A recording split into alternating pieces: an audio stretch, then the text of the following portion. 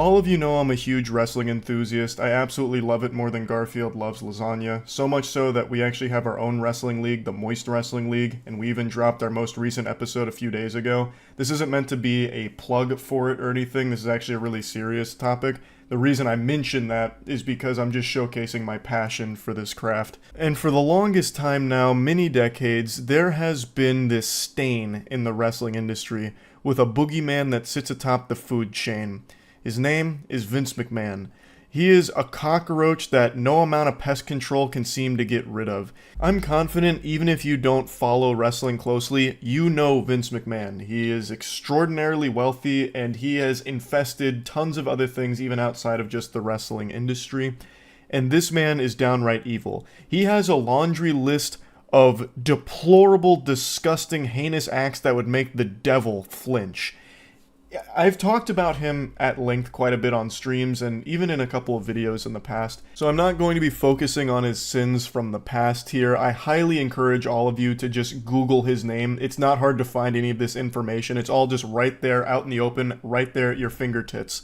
It is horrible stuff. I'm not talking about just like some drama where he was mean behind the scenes, which of course he was. I'm talking about covering up crimes, sexual misconduct. The list goes on and on and on, seemingly no end. And that's just what we know. There's probably still tons and tons of skeletons in that fucking closet. But anyway, the reason I'm talking about Vince McMahon again today is he is now at the center of another massive lawsuit here that has actually forced his hand and had him resign from his position at the WWE/UFC. They recently merged the multi-billion-dollar deal, and Vince McMahon, in light of all of this, has stepped down. The information comes from someone named Janelle Grant, who worked at the WWE's headquarters and is accusing the company's founder, Vince McMahon, of sexual assault, sex trafficking, and physical abuse in the lawsuit that was filed on Thursday. According to the lawsuit, Grant alleged that McMahon promised a job and later promotions at WWE in exchange for sex, and the lawsuit also includes allegations that McMahon trafficked her to other men inside and outside of the company, and there is a couple of names that get dropped that are some very big, alarming names, obviously. Now, even if you're not part of the wrestling community, I bet you've heard some buzz about this lawsuit because some text messages allegedly leaked from it, as well as some of the claims in the lawsuit are extraordinarily disturbing. Like, it is some depraved shit. And I mean shit, literally. One of the big parts of this lawsuit that was popping off on Twitter, like general Twitter, was this section where Miss Grant is talking about a threesome that McMahon put her in.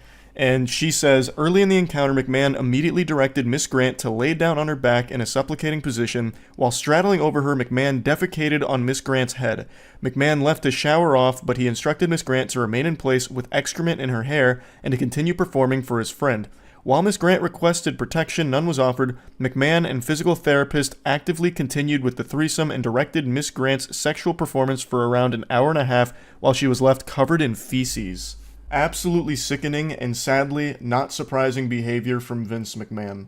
I believe this is only the tip of the iceberg. I think this is the first domino to fall, and there's going to be a lot more information that comes out about some of the degeneracy, some of the crimes and awful shit that was going on behind the scenes under Vince McMahon here. Now, I saw quite a few people caught off guard by this, surprised to learn that Vince McMahon is a bad guy. They were wondering how this stayed buried or how any of the sexual misconduct allegations didn't surface sooner. Like, how was it all kept a secret? I had to do a bit of a double take when I saw that. I got fucking stun-locked for a second. Now, of course, it's no one's fault. I don't blame anyone for not knowing about Vince McMahon's past. Like, if you're not an active wrestling fan, there's a really good chance you just didn't know any of this about him. But the only secret here is that there was no secret. Everyone knew about Vince McMahon's sexual degeneracy. Vince McMahon's sexual degeneracy is about as much of a secret as smoking cigarettes being bad for your health. This fucking ghoul paid nearly $15 million in hush money to quiet 4 women who were bringing up claims of sexual misconduct against him that had occurred over a period of 16 years. And that's actually why he previously stepped down. Now, of course, he stepped back up into a prominent position with the company after the merger with the UFC, and now he is stepping down again, once again, from sexual misconduct claims. So it's just never really been a secret that this decaying corpse, this fucking revolting gremlin of a man, is a horrifying piece of shit. It's just more people are opening their eyes to Vince McMahon being this fiend. Thanks to Janelle Grant's lawsuit, really making waves and highlighting a lot of previously unknown things like the sex trafficking and some of the other names that were included here to show how deep this rabbit hole goes and how awful all of it was. Now, sexual misconduct is something Vince McMahon calls home, so this isn't his first rodeo, and he tried to cover his own ass. Not literally, because he shit on someone's head, but legally tried to cover himself by trying to pressure Grant into signing a non-disclosure agreement in exchange for payments over several years totaling $3 million after their relationship and employment ended. So he was trying to silence her, to make sure she wouldn't, blow the lid off of this. Now, I'm no lawyer, I'm no expert, but I don't think a non-disclosure agreement protects you in the case of crimes. Like, I don't think if you're sex trafficking someone, you can have all of your victims sign an NDA and then they can't speak about it, you're safe. And if they do speak about it, they're the ones in trouble. I just can't imagine a world where if Grant signs that non-disclosure agreement and then goes forward with bringing this information to light, that she would face punishment for it. Like, I can't even picture that kind of lunacy. Like, listen, ma'am, we're really sorry about that sex trafficking thing. That's bad stuff. But you violated your NDA. And breaking an NDA is so much worse. You're going to prison. You're going to the slammer for that. You don't violate the contract. It's sacred. It's binding. Like, I just don't think an NDA protects you in the case of a crime being committed. Again, I'm not an expert, though. The only NDAs I've ever signed were to play a video game early, not poop on someone's skull, among other horrible, horrible acts. Allegedly. It's fucking scary stuff what was going on behind the scenes at the WWE with Vince McMahon. The parent company has issued a bit of a statement here. The parent company is TKO Group Holdings, and they said that McMahon doesn't control TKO or oversee day-to-day operations at the WWE, and that while this matter predates our TKO executive team's tenure at the company, we take Ms. Grant's horrific allegations very seriously and are addressing this matter internally. And a spokesperson for Vince McMahon also made a statement and said that the lawsuit was replete with lies, obscene made-up instances that never occurred, and a vindictive distortion of the truth. He will vigorously defend himself. I wish he would vigorously try and dive into a wrestling ring and tear both of his quads again.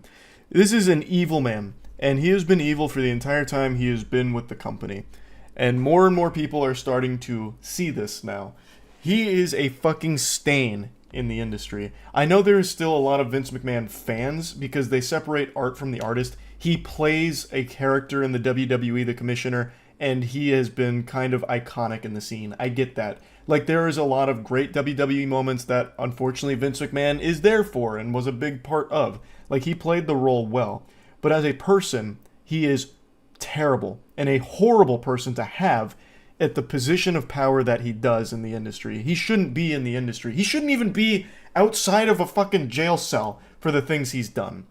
Like, I can't separate art from the artist when it comes to something like this. I just can't do it. I know there are people that are, and I'm not, like, mad at you for it or anything, but I can't. He is just absolute trash, scum, the lowest of the low, and I will, of course, be keeping my eyes on this lawsuit as everything continues to develop here. I just wanted to give you, like, the very bare bones of it, like, the basics. There is so much to it. I urge anyone out there that's curious to take a look, but just fair warning, it is disturbing. It's very not pleasant to read. So, yeah, just wanted to talk about it a bit. That's it. So, yeah. Call of Duty. It's a shit franchise with a shittier community, and now they've helped murder an innocent man. So this is a story I've been following since the first reports of a suspected death via swatting were reported on, and I'm sure some of you have already heard it by now, but it's something I want to talk about. So this sad story goes, two man-children named Vaporize and Mir Cole, and I know upon hearing these abysmal names you asked yourself, are these 8-year-olds that this story is about? No, these are not 8-year-olds that those names belong to. Those names belong to adults. And these two adults had a Call of Duty wager match for $1.50. They were really throwing the wood down that night, high stakes gambling, and they lost the match. They were on the same team and they got mad at each other and they blamed each other for the loss and they started going at it. No, my dick's 3 inches hard, so I have the bigger penis. Who cares if you have the bigger penis? A girl laughed at me once, and then eventually it escalates to the point where Vaporizer gets in contact with an even bigger virgin, the chief virgin. His name is Swatistic, and he had been known for swatting things like MLG matches and shit, just really sad, pathetic stuff. And this human catheter did an interview on YouTube talking about this. I still watched it because I wanted to hear what a swatter sounded like, and it's exactly like what you'd expect, just as pathetic as you'd imagine. Right. Do you take any responsibility for what happened? The argument can be made that the police would have never shut up if I didn't make the call. However, I don't believe that I'm the only guilty party involved in this whole incident, considering I was contacted and, it almost instructed to SWAT and taunted to SWAT an address. I mean, of course, if you want to, you could say that, of course, I was involved. However, other people were involved. Yeah, the call was made by me, but as far as the whole incident, you could point the finger at numerous people. It's amazing how you can actually hear the back acne in this kid's voice. And the way he talks, it's like he took pages right out of the Tumblr experts playbook, like the fucking incel section of Tumblr who gives advice on what to do when faced with authorities. He just, allegedly, well, I guess you could look at it that way. Well, one could say I had access to, due to multiple interpretations, there's a multitude of factors at play.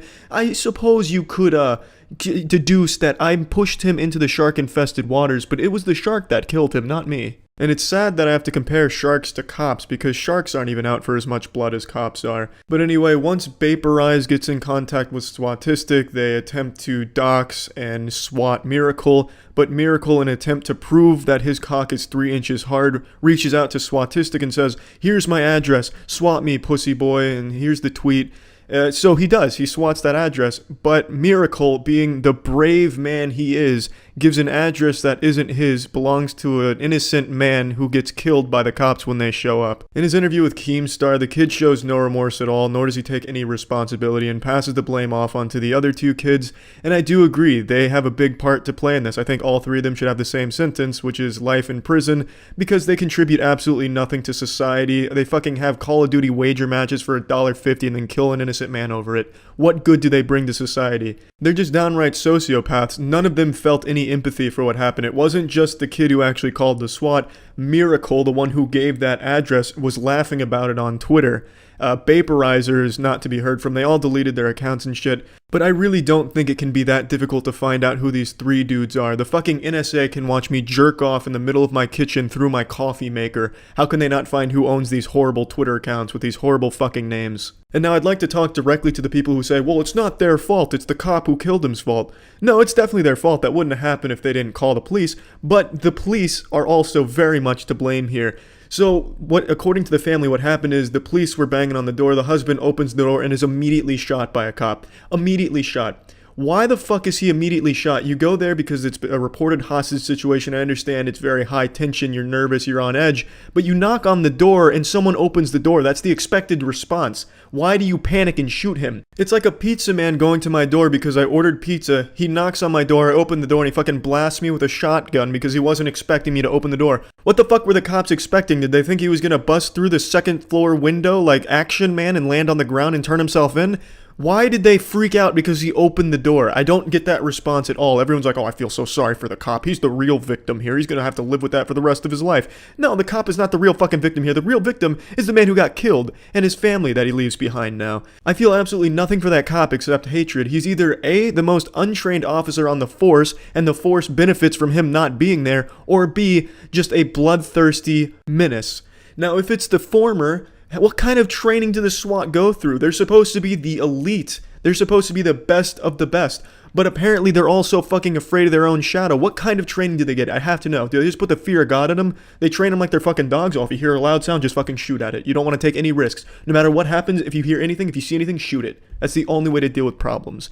They just have to be so poorly trained. And the way they handle the situation after they kill the husband is just as bad.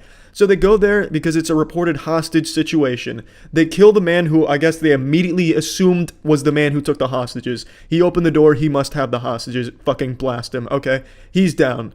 Now they have the hostages left. And what do? They make the hostages walk over the corpse and then handcuff them.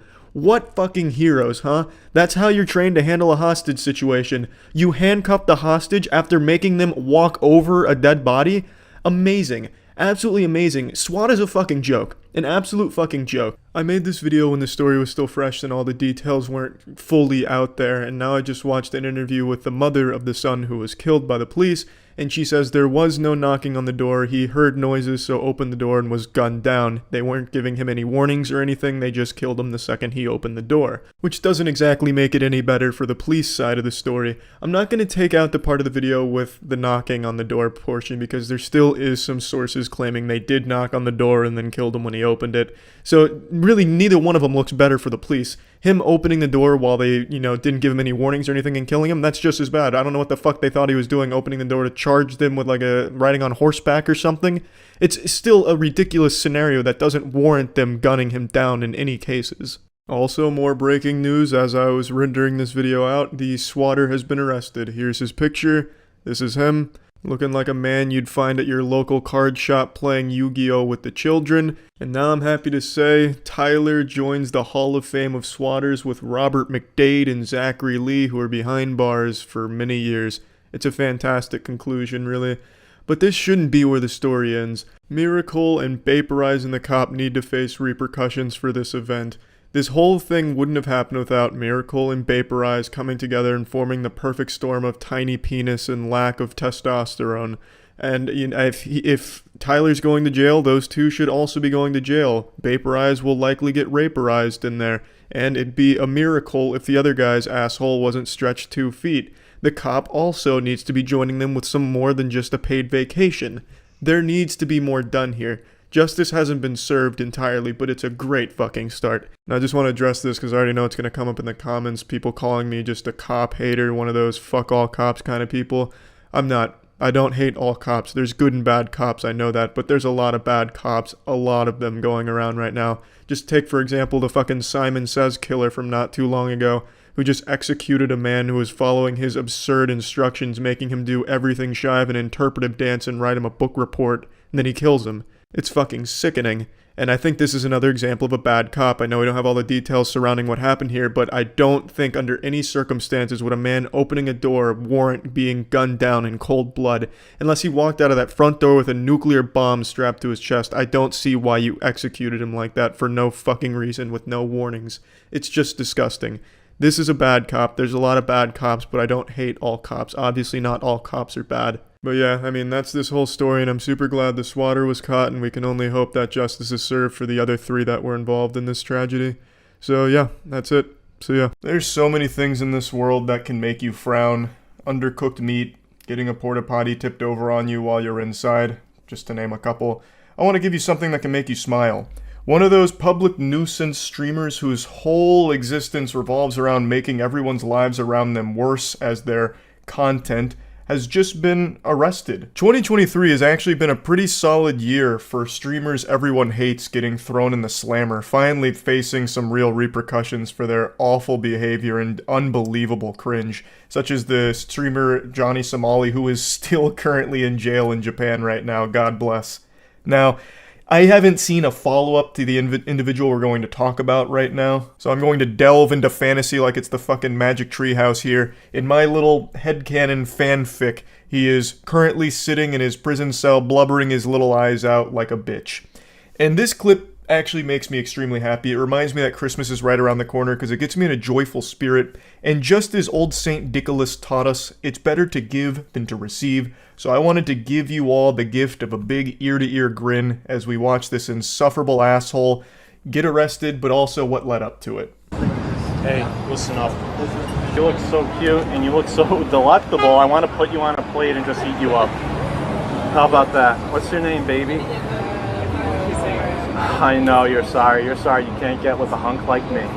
You're sorry you're stuck with a cuck that you fucking cheat on. You record videos of you sucking off other guys and he wants to see that shit. Correct me if I'm wrong. This guy's voice sounds like someone doing an impression of a Redditor. He's got that quintessential nasally loser voice And clearly he knows he's not actually going to end up getting this girl's number or anything like that. He's being as abrasive as possible because it's content for his stream to entertain them by just going up and harassing women as much as possible. Admittedly, this guy is also self-aware enough to recognize that he is a creep, but instead of doing anything to fix that and better himself, he's more than happy to lean into it as much as possible to become the ultimate creep. He has adopted it as his only personality trait, being a loveless, sexless loser, and tries to make a career out of it. He is actually striving to be a professional dumpster for everyone in the chat to spit in and laugh at. It is pathetic. Dude's out here more dripless than I am, by the way. He's out here rocking a yellow t-shirt, bright yellow, looking like Curious George's friend, the man in the yellow jacket. Goober's also got some of the worst posture I've ever seen in public. He's more hunched over than that iconic photo of Goatman in the forest. So I already know when he's not out in public harassing people for his stream, he's inside on the computer doom-scrolling the internet, rotting and withering away. Now, of course, I'm not usually one to criticize posture, because sometimes when I'm streaming, I get fucking hunched over and right up against the monitor too. But at least when I'm out in public, I'm self-aware enough to recognize that you gotta straighten that shit up. And that happens regularly, right? Tell me I'm right on the money or not. Tell me, okay, listen up, baby. I'm so sorry. You know, I really tried. God damn you. Her booty's so small. Fuck. It's so cute how he also has a friend with him that's doing the same thing, but from a distance, kind of whispering it to stream, just insulting the girl for the audience. What an unbelievable power couple of fucking douchebags. I don't want to bother you guys. I'm not trying to be creepy in any way, but can I get like one of your numbers and I'll be on my way and then we can meet up? We're actually going to go meet our boyfriends right now. So. Oh, so I can't take you out or do anything like that? Yes, really quick. Just stop right now. Sorry. Doesn't matter what you want.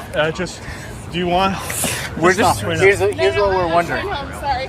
You're just so fucking hot. That second encounter right there is nightmarish. This girl's walking on the street alone. Two weirdos come up to her and say, "It doesn't matter what you want."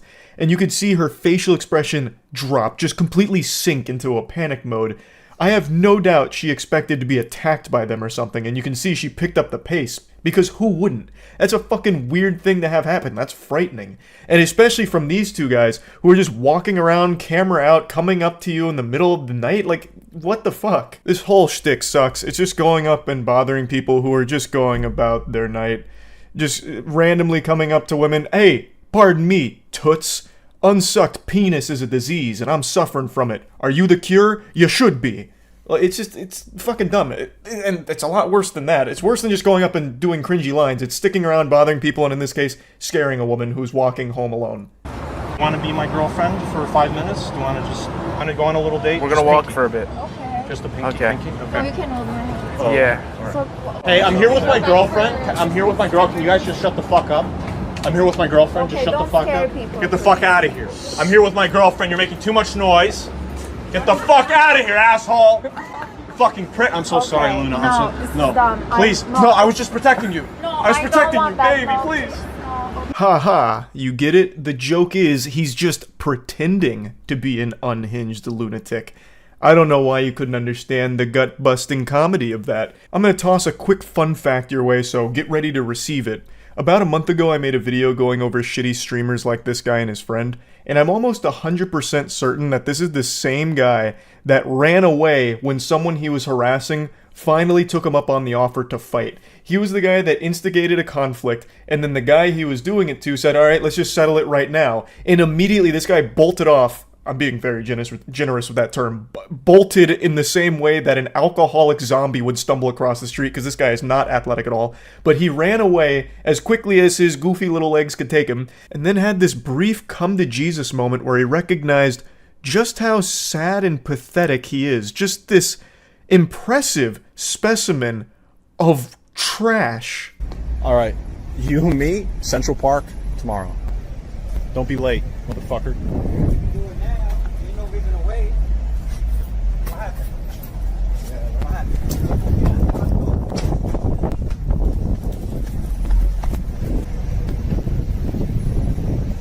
All right. I hope he doesn't chase me because I don't want to fight him.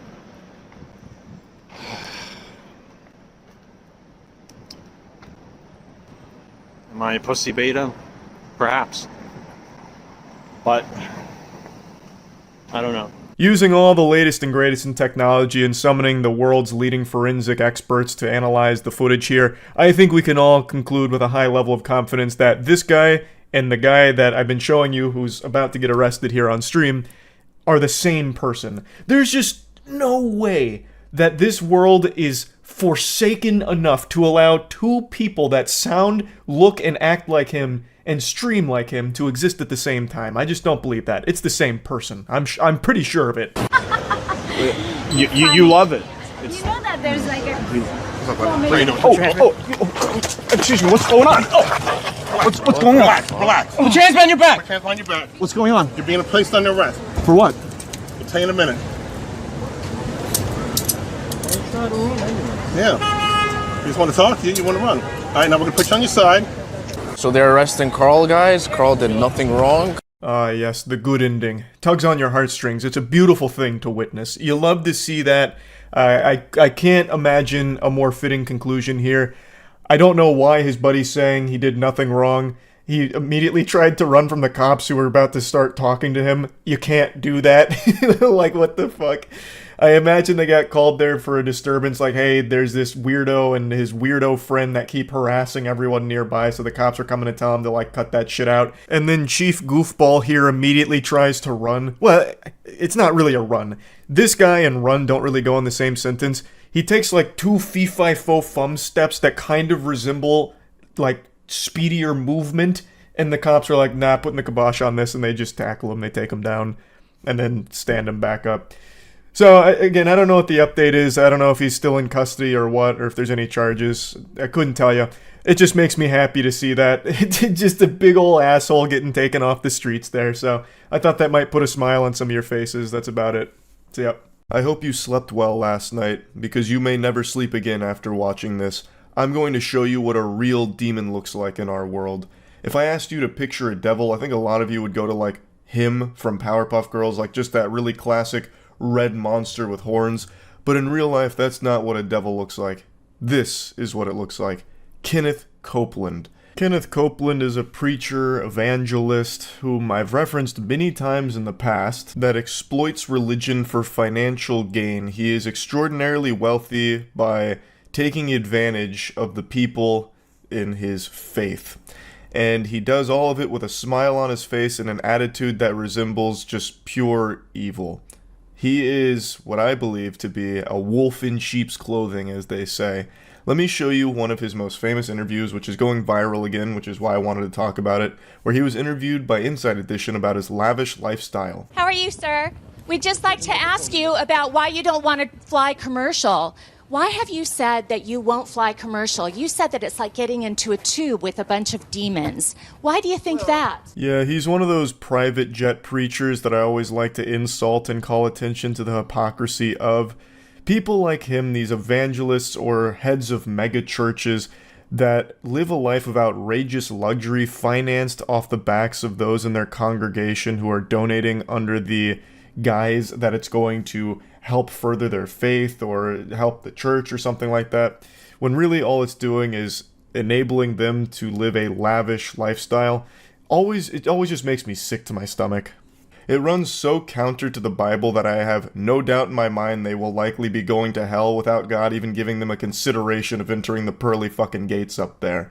It is deplorable. It is just diabolical stuff. And yet it is so common. I just recently talked about an online pastor who blamed his cryptocurrency scam on God, saying that God made him make a shitcoin to scam the people that follow him, which has to be one of the most blasphemous things you can ever say as a pastor, but he had the gall, the fucking chutzpah, to blame the crypto scam on the Lord.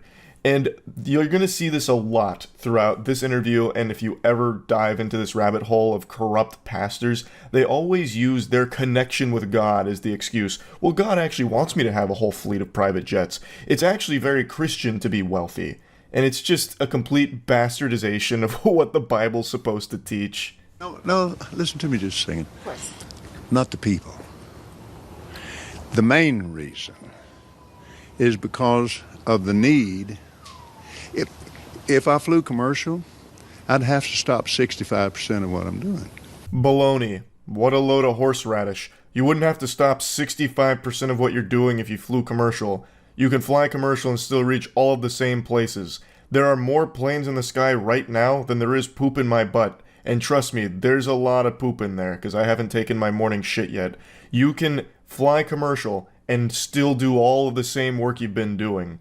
And it's not like you're doing important work, Kenneth. All you do is you're basically like this Dementor who sucks money out of everywhere he goes. That's not important work. You're just perverting Christianity to fit your own agenda of making as much doubloons as you possibly can accrue in this lifetime. Isn't it true that you want to fly commercial so that you can fly in luxury? How much money did you pay for Tyler Perry's Gulfstream jet, for example? Well, for example, that's really none of your business, but... Isn't it the business of your donors? Listen, I paid. You kind of caught me off guard here, okay? Certainly. Well, if you'd like to come out here, I'd like to give you a chance to catch your breath and... He's floundering here because he knows there's really no way of justifying this when actually confronted with the question. He usually relies on the Bible as a shield from criticism, so all the people in his faith, if they question him, he says, oh, well, you're questioning God. But now he's actually getting interviewed by someone who's done their research and is actually talking to him about how his lifestyle is the complete opposite of what the Bible talks about. And he doesn't really know how to defend it, because there's no way of doing that. It's also very telling the way he views all the people around him by calling them demons in a tube when talking about flying commercial and why he just won't do it, because he can't stand to be around people in general. He just wants to use them for his own financial gain. It's a fucking sickening perspective. And his mannerisms, the way that he does these like creepy smiles and his gestures, all of it is so menacing. And have a conversation. We don't want to catch you off guard. I love Inside Edition. You got to get this now. Hey, you listening to me? My wife thinks Inside Edition is, oh yeah. Now, that'll send a shiver down your spine. The way he acts and the way he sounds, all of it is what I imagine it would look and sound like if a demon was ever made flesh on this planet. He is what I would picture the Antichrist looking and acting like. Oh, it's just like disturbing listening to him speak. My wife thinks Inside Edition is, oh yeah. What does that even mean? Like he's clearly trying his best to like suck their cock. Like, Inside Edition is incredible. I can't believe you guys would do this to me when I'm such a fan of yours. It's just weird. It's so off-putting. Everything about him feels so fake and sinister. Thank you, Lord. Help me. Let me pray this thing. Well, let me just ask you a really simple question. A lot of people think it's unbecoming for a preacher to live a life of luxury and to fly around in private jets. What's your response to that? Very simple. It takes a lot of money to do what we do. We have brought over 100, let's see, the latest figures just came out, 122 million people to the Lord Jesus Christ. Can you show me the Carfax on that? I'd really like to see the data to support that claim. What I think happened is you brought in $122 million. That's not necessarily bringing people to the faith, you know what I mean? That's more like bringing the clams to the bank, is what it seems more to me. I really appreciate the Inside Edition interviewer not pulling any punches, just playing hardball here. She is absolutely cooking Kenneth. She is slapping his cheeks on the grill and whipping up a fine ass patty here at the barbecue today. Watching Kenneth squirm is priceless, and you're going to see his defense mechanism, as it is for a lot of these corrupt pastors, is always like, I need to pray, hold on, wait a minute, I'm getting a message from God, it's a transmission into my cerebral cortex, hold on a minute. And then he's like, oh Lord, I'd pray, wait, hold on a second, Inside Edition, shit, I'm getting overcome with the faith again, he said I need another private jet, oh yeah. Like, it's one of those things where, in the middle of being confronted with an indefensible statement or an indefensible act, they desperately cling to, hold on, I gotta pray real quick. Like, no, I'm a good person because God's talking to me and I gotta pray. I'm so overcome with it, I've gotta pray. And you see that time and time again when it comes to this. It's pathetic. And it's honestly an affront to God, I would imagine, to try and use him as your get-out-of-jail-free card. That shit, again, that's gotta be blasphemous. It's gotta be. without the airplane that we have that I bought from Tyler Perry, and I didn't pay anywhere. Tyler's one of the greatest guys. He made that airplane so cheap for me, I couldn't help but buy it. Case closed. It was such a good deal, he was losing people's money by not investing it in that private jet. Man, thank God for Tyler. I have no doubt the good Lord put Tyler in the position he's in today just so he could give Kenneth Copeland a private jet at a great deal to continue to spread the good word and the gospel. Well, my question then, okay, all right, but I want to get to the demons because people are very concerned about that comment. Give me a chance here, Inside Edition. I love your eyes. And I don't know what all this was here. It was like a cat playing with a toy. He was just like swatting at her or something to get her to stop. And then he gives her a random compliment out of nowhere, just like a rogue statement. You have great eyes. What the fuck is that? Why are you so unhinged? He's all over the place here. Here's what happened. We flew in 21 days, 70 hours, 40,000 miles, touched 5 continents, and preached face to face personally with 125,000 people. Do you ever... What in the fuck are you yapping about? Huh? What are you blabbering on about? That has nothing to do with your statement about the demons in the tube from commercial airlines you can't be caught dead around. This is a nothing burger. What are you talking about?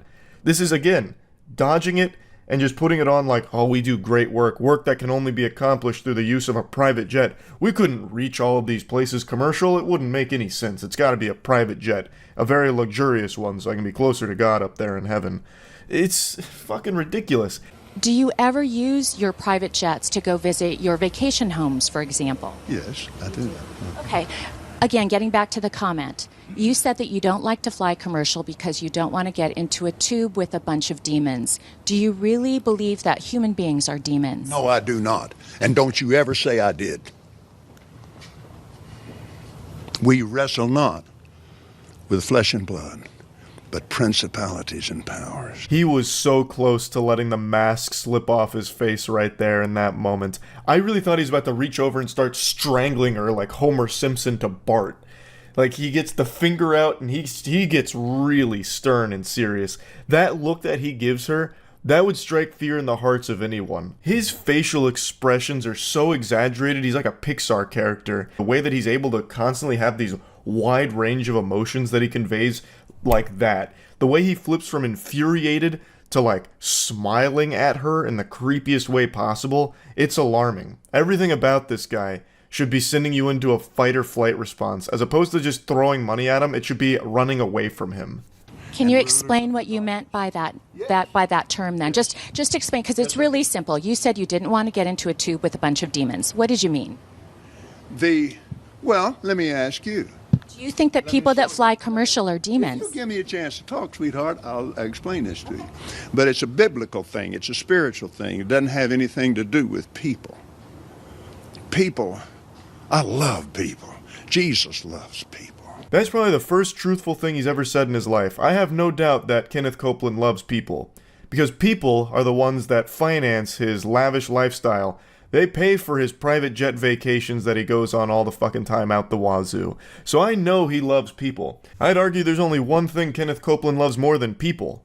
Wallets. And sticking his dick in there and just fucking them raw. Taking as much money out of it as he can possibly find.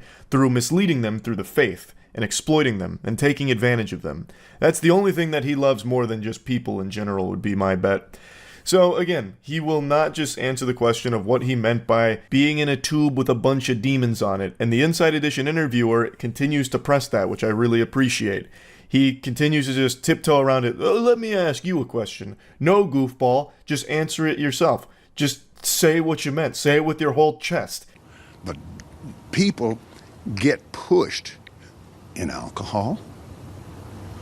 Do you think that's a good place for a preacher to be and prepare to go preach to a lot of people when somebody in there is dragging some woman down an aisle? It made me so mad to see that on television. I wanted to punch the guy out myself. I can't be doing that while I'm getting ready to preach. So you just don't like to be around the sinful people or the hurtful people. Is that what you're saying? Not the people, baby. Not the people.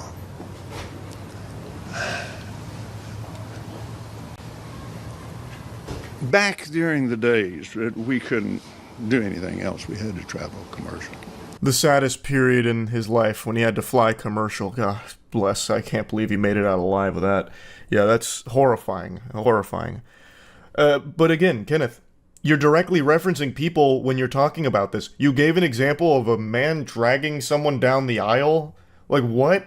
You're literally talking about people, and you're like, no, not the people. What the fuck are you talking about? And he brings up, like, alcohol. I can't be around alcohol in commercial. That's not a good place for a preacher. What the fuck? The reason he won't just say what we all know he meant is because he knows that even the most brainwashed in his following would hear that and get a very bad impression of it, because he is basically calling them demons, and that could potentially hurt his bottom line. We wrestle not with people, but with principalities and powers, unseen things, rulers of the darkness of this world. Talking about the devil, he's a very real devil, just the same as Jesus is a very real Lord. Yeah, I'm starting to agree, Kenneth. I feel like I'm watching an interview with the devil right now. He continues, again, to just try and start spouting sermons that are pretty unrelated to this whole thing. He then talks about how many jets they have, and, well, he still has no way of defending it in any meaningful capacity. Because you can't really defend it, because there is no universe where a preacher needs this level of wealth to do what they do. It's gluttonous. That's a sin, Kenneth. It's corruption. Blatant corruption. And it comes from, at least partly, from the donations of just normal people that go to these mega churches or go to these traveling evangelists, that kind of shit. It comes from them trying to better their life. But they're doing it through a con man who's taking advantage of that desire. And it's fucking sad. It always makes me furious. Kenneth Copeland is one of my least favorite people on the planet and has been for the better part of a decade. I've talked about Kenneth for a long time now, and I'm sure I will continue to do so, because this guy is going to most likely live forever, because he is propped up by the puppet strings of Lucifer himself. So this guy, he's probably going to outlast everybody on this planet at some point. But the main thing that happened that wasn't the main reason.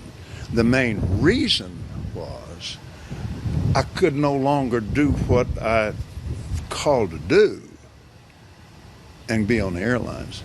Besides that, I need my clothes when I get there.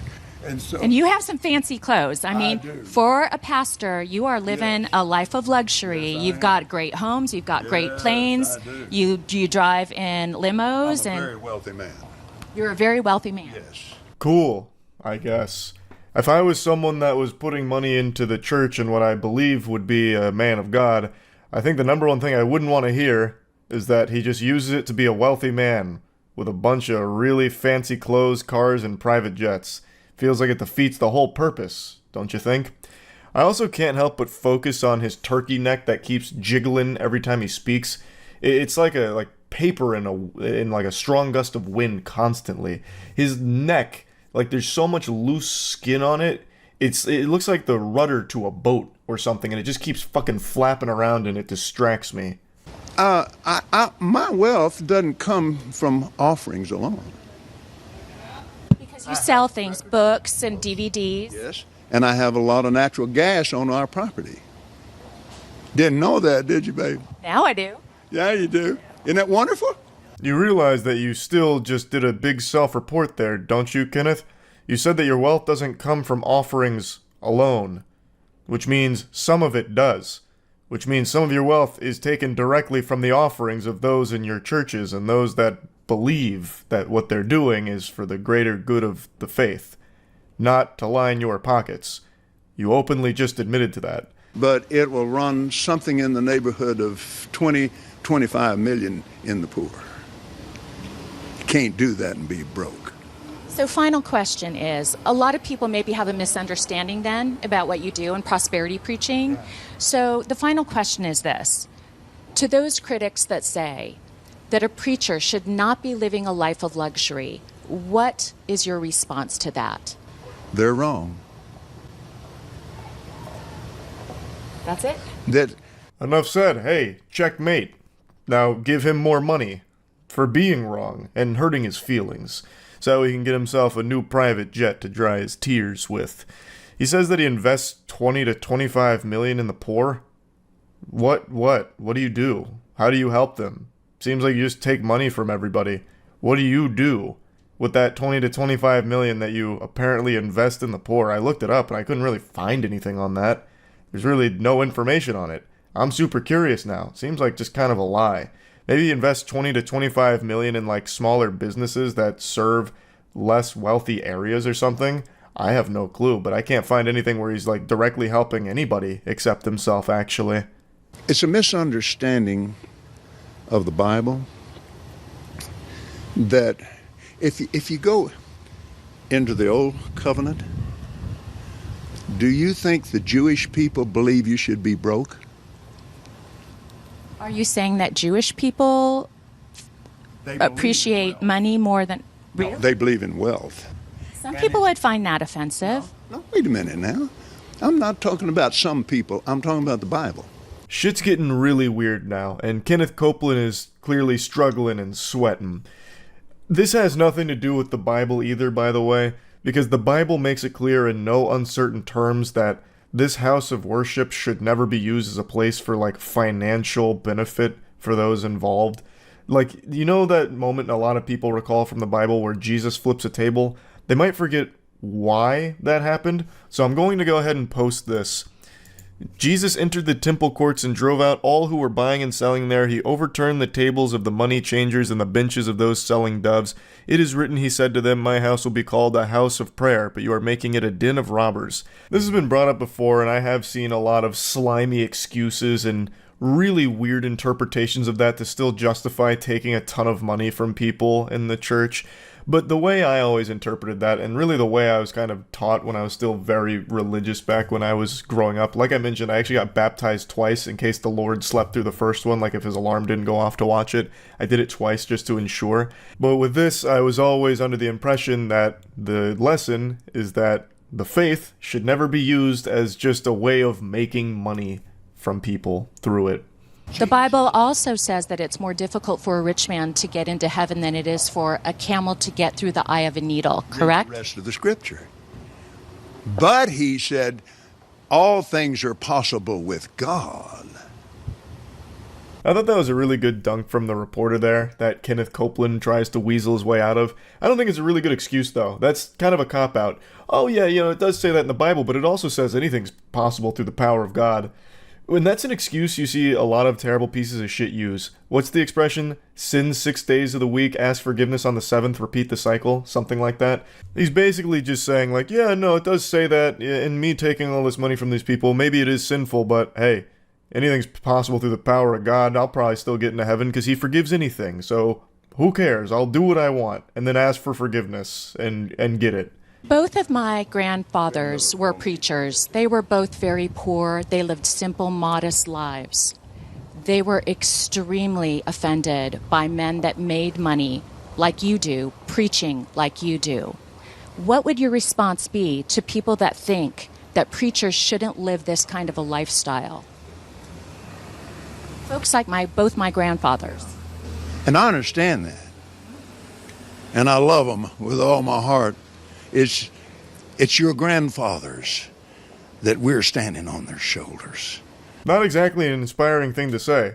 It's your grandfathers that I've built my empire on top of, the preachers that were actually doing some good work and being genuine people. Well, I was able to exploit that good reputation for myself. I'm standing on their shoulders. It's thanks to them. They're the real heroes. Like, oh my god, they're turning over in their grave right now hearing that statement. That is abhorrent. Sir, thank you so much for your time What's your today. name? Lisa Guerrero. Lisa, God bless. Father, bless Lisa today. Thank you for her grandparents. I love Inside Edition. I love the people on it. and it thrills me to get a chance to have my face on Inside Edition. Thank you I very love much, you, Reverend. girl. You have a nice day. Yes, ma'am. That's where the interview concludes. And I think Kenneth Copeland is a real asshole. I think that guy is evil. Everything about him is exactly what I would picture a demon on this earth disguising itself as, to a T.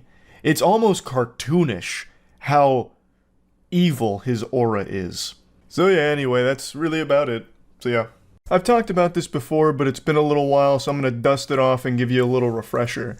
One of my favorite little genres of content on YouTube is the video games are evil crowd.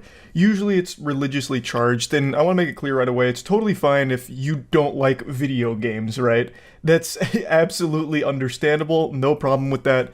But what I find extremely entertaining is there's quite a few churches as well as like individual content creators that pump out content saying that video games are the work of Lucifer and they're mind controlling the world in order to turn them against God. And I always can't help but giggle, acting like if you put the controller in your hand, you're saying goodbye to God himself. It'll corrupt your soul and condemn you to the fiery pits of hell for all eternity because you played Minecraft. Again, it's totally fine to not be a video game enthusiast if you're not blessed with that gamer gene or have esports pumping through your veins, no big deal. But a lot of these videos I watch from a bunch of different churches are actually just kind of wild about, instilling fear in such simple things and like so many different things. Like video games has become a big one. Another big one is anime. And all the arguments they make are really kind of ridiculous because you can make those arguments for actually everything ever, any hobby. There are real arguments to be made against like video games. They can be addictive, especially ones that are like microtransaction based. They could be financially damaging. There are like actual issues, right? If you don't have that level of self-control to not get obsessed over something and addicted to it, then there's a lot of harmful effects that come from it. But that's never the arguments they make. Instead, they just speak about video games like it's the Antichrist, and like the cyberspace is basically hell on earth.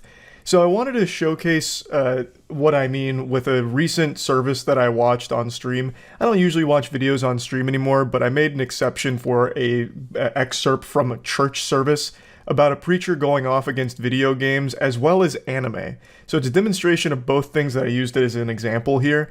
And instead of once again talking about like real harmful effects that can come from getting obsessed over these mediums, his argument basically boils down to these things are the work of the devil because they distract you from God, which again is something that extends to everything.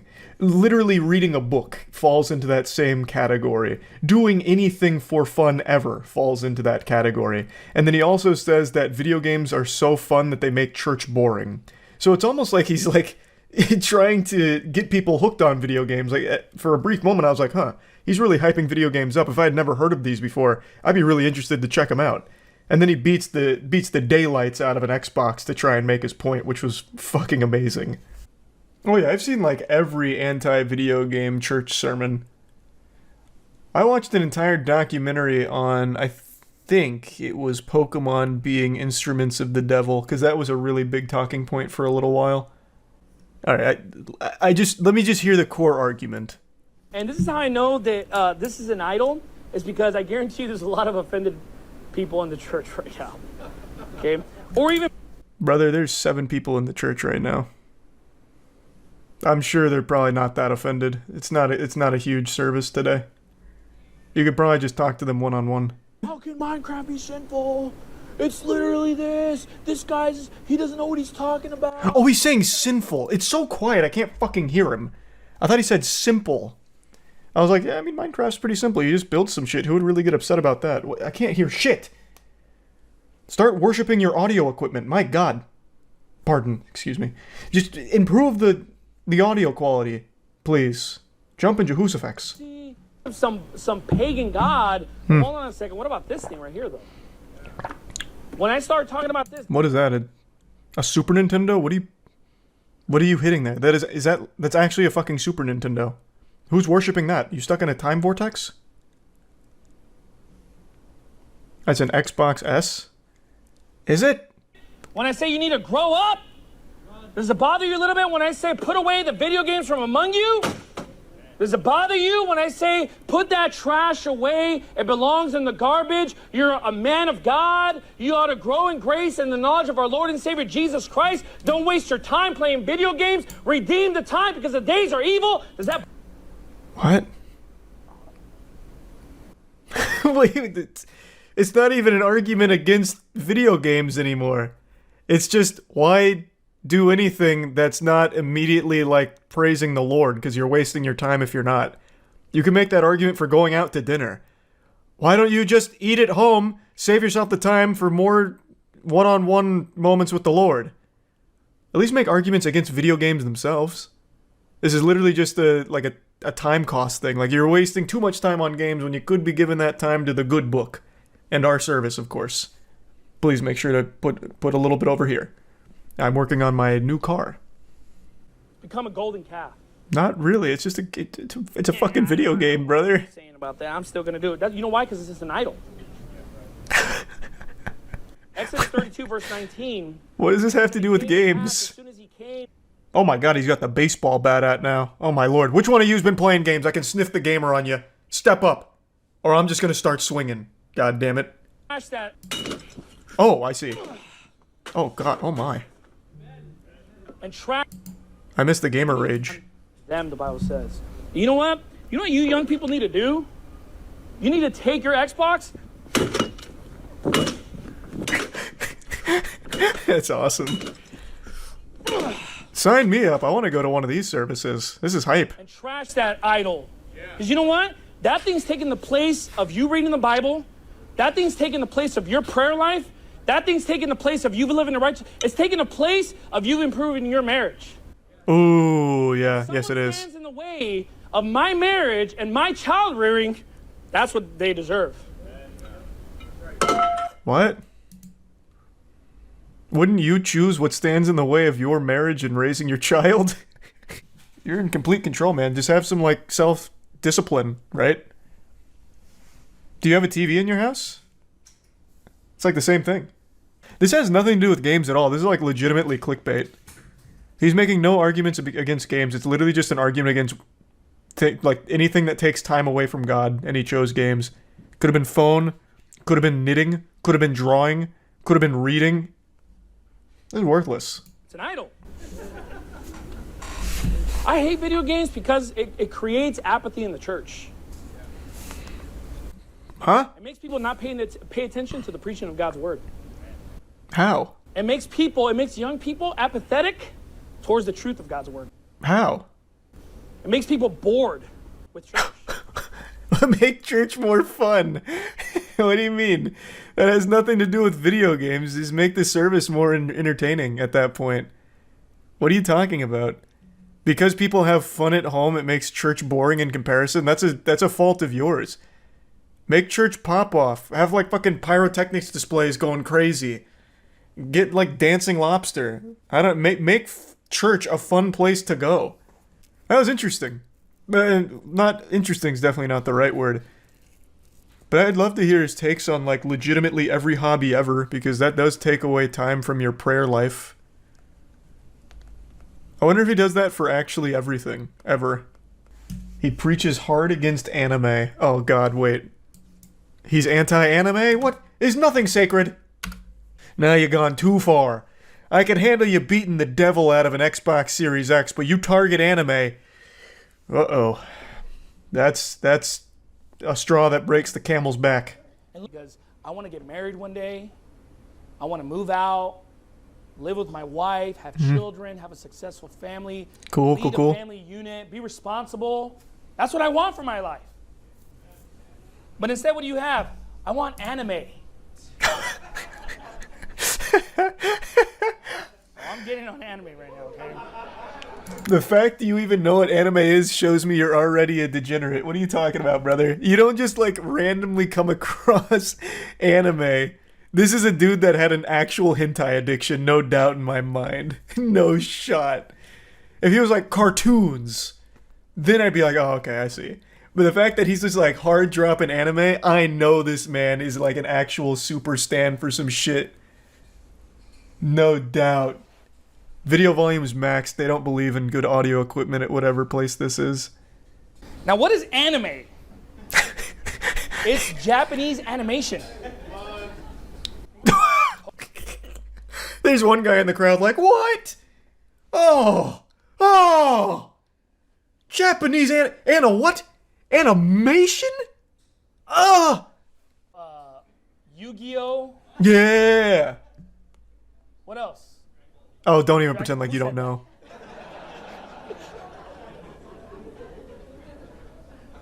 Dragon Ball Z. Now look, He's guys, finding the sinners. this is nonsense. And look, I know how this Who's works. saying amen? It's just a... The anime, some people like, he's a good guy, he's a good person, but there's a level of immaturity. Where does that come from? It comes from anime. Comes from anime. Why don't they want to get married? Finally, we Anime. know. True. Married to some stupid drawing. Ridiculous. Fucking waifus. One Japanese animated girl, you know, on the screen that they're in love with. It's fun, Shit. but it's ridiculous. Get yourself a real woman. Not some animated Japanese girl. Sailor Moon, or what is that? Why? I don't know why he's playing dumb. I really don't. I want to go to his My Anime list right now. I know this man's leaving reviews on like the most obscure shit ever. You're gonna see this man posting on High School of the Dead, like not enough titty jiggling. 4 stars. I don't know why he's fucking pretending. You're not fooling anybody here, Bruce. I'd watch Batman, okay? Oh I my watch god. Spider-Man. I watch Superman. He's just like us. Yeah, I watch X-Men. Famous anime, all of them.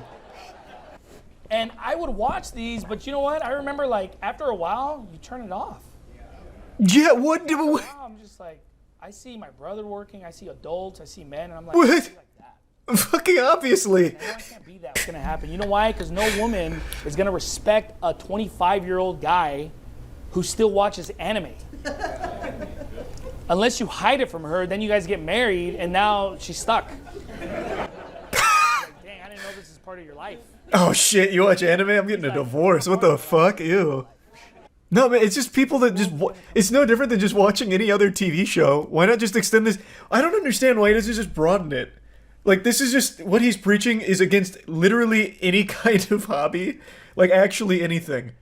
Oh, you just get, like, lost in this world. You could say that for sports. Like, oh, you just... You know, all of these nerdy-ass sports statistics. Like, you're never going to the NBA, so please stop bringing up all of these goddamn Luka stats, right? Like, who cares? You're wasting your time. Now your wife's stuck with you because you were hiding this obsession. Like, just broaden the topic. It's not just anime you're talking about. It's literally anything that's a hobby. And I love how he's like, I used to watch Batman, but then I realized it ends. Like, yeah, no shit. It's called a runtime. It's not like you can just perpetually just like live watching TV forever. The weak and beggarly elements of anime. And look, I know people in my personal life, they're literally in their 40s, 50s, still bumming money off of other people, not working. And it's not because of anime, I'll tell you right now. You would be hard-pressed to find someone in their 40s and 50s that you know that's watching anime. So what is the lesson? What is the takeaway? If you just stop watching anime, you're not guaranteed a respectable job. I am so lost. It'd be very easy to turn this into some type of Christian lesson, but he's not. I don't understand what the point is. It seems like he watched an anime recently and maybe had a disagreeable take on it somewhere, got insulted, and he's like, you know what? This is the root of all evils. I've got to talk about this.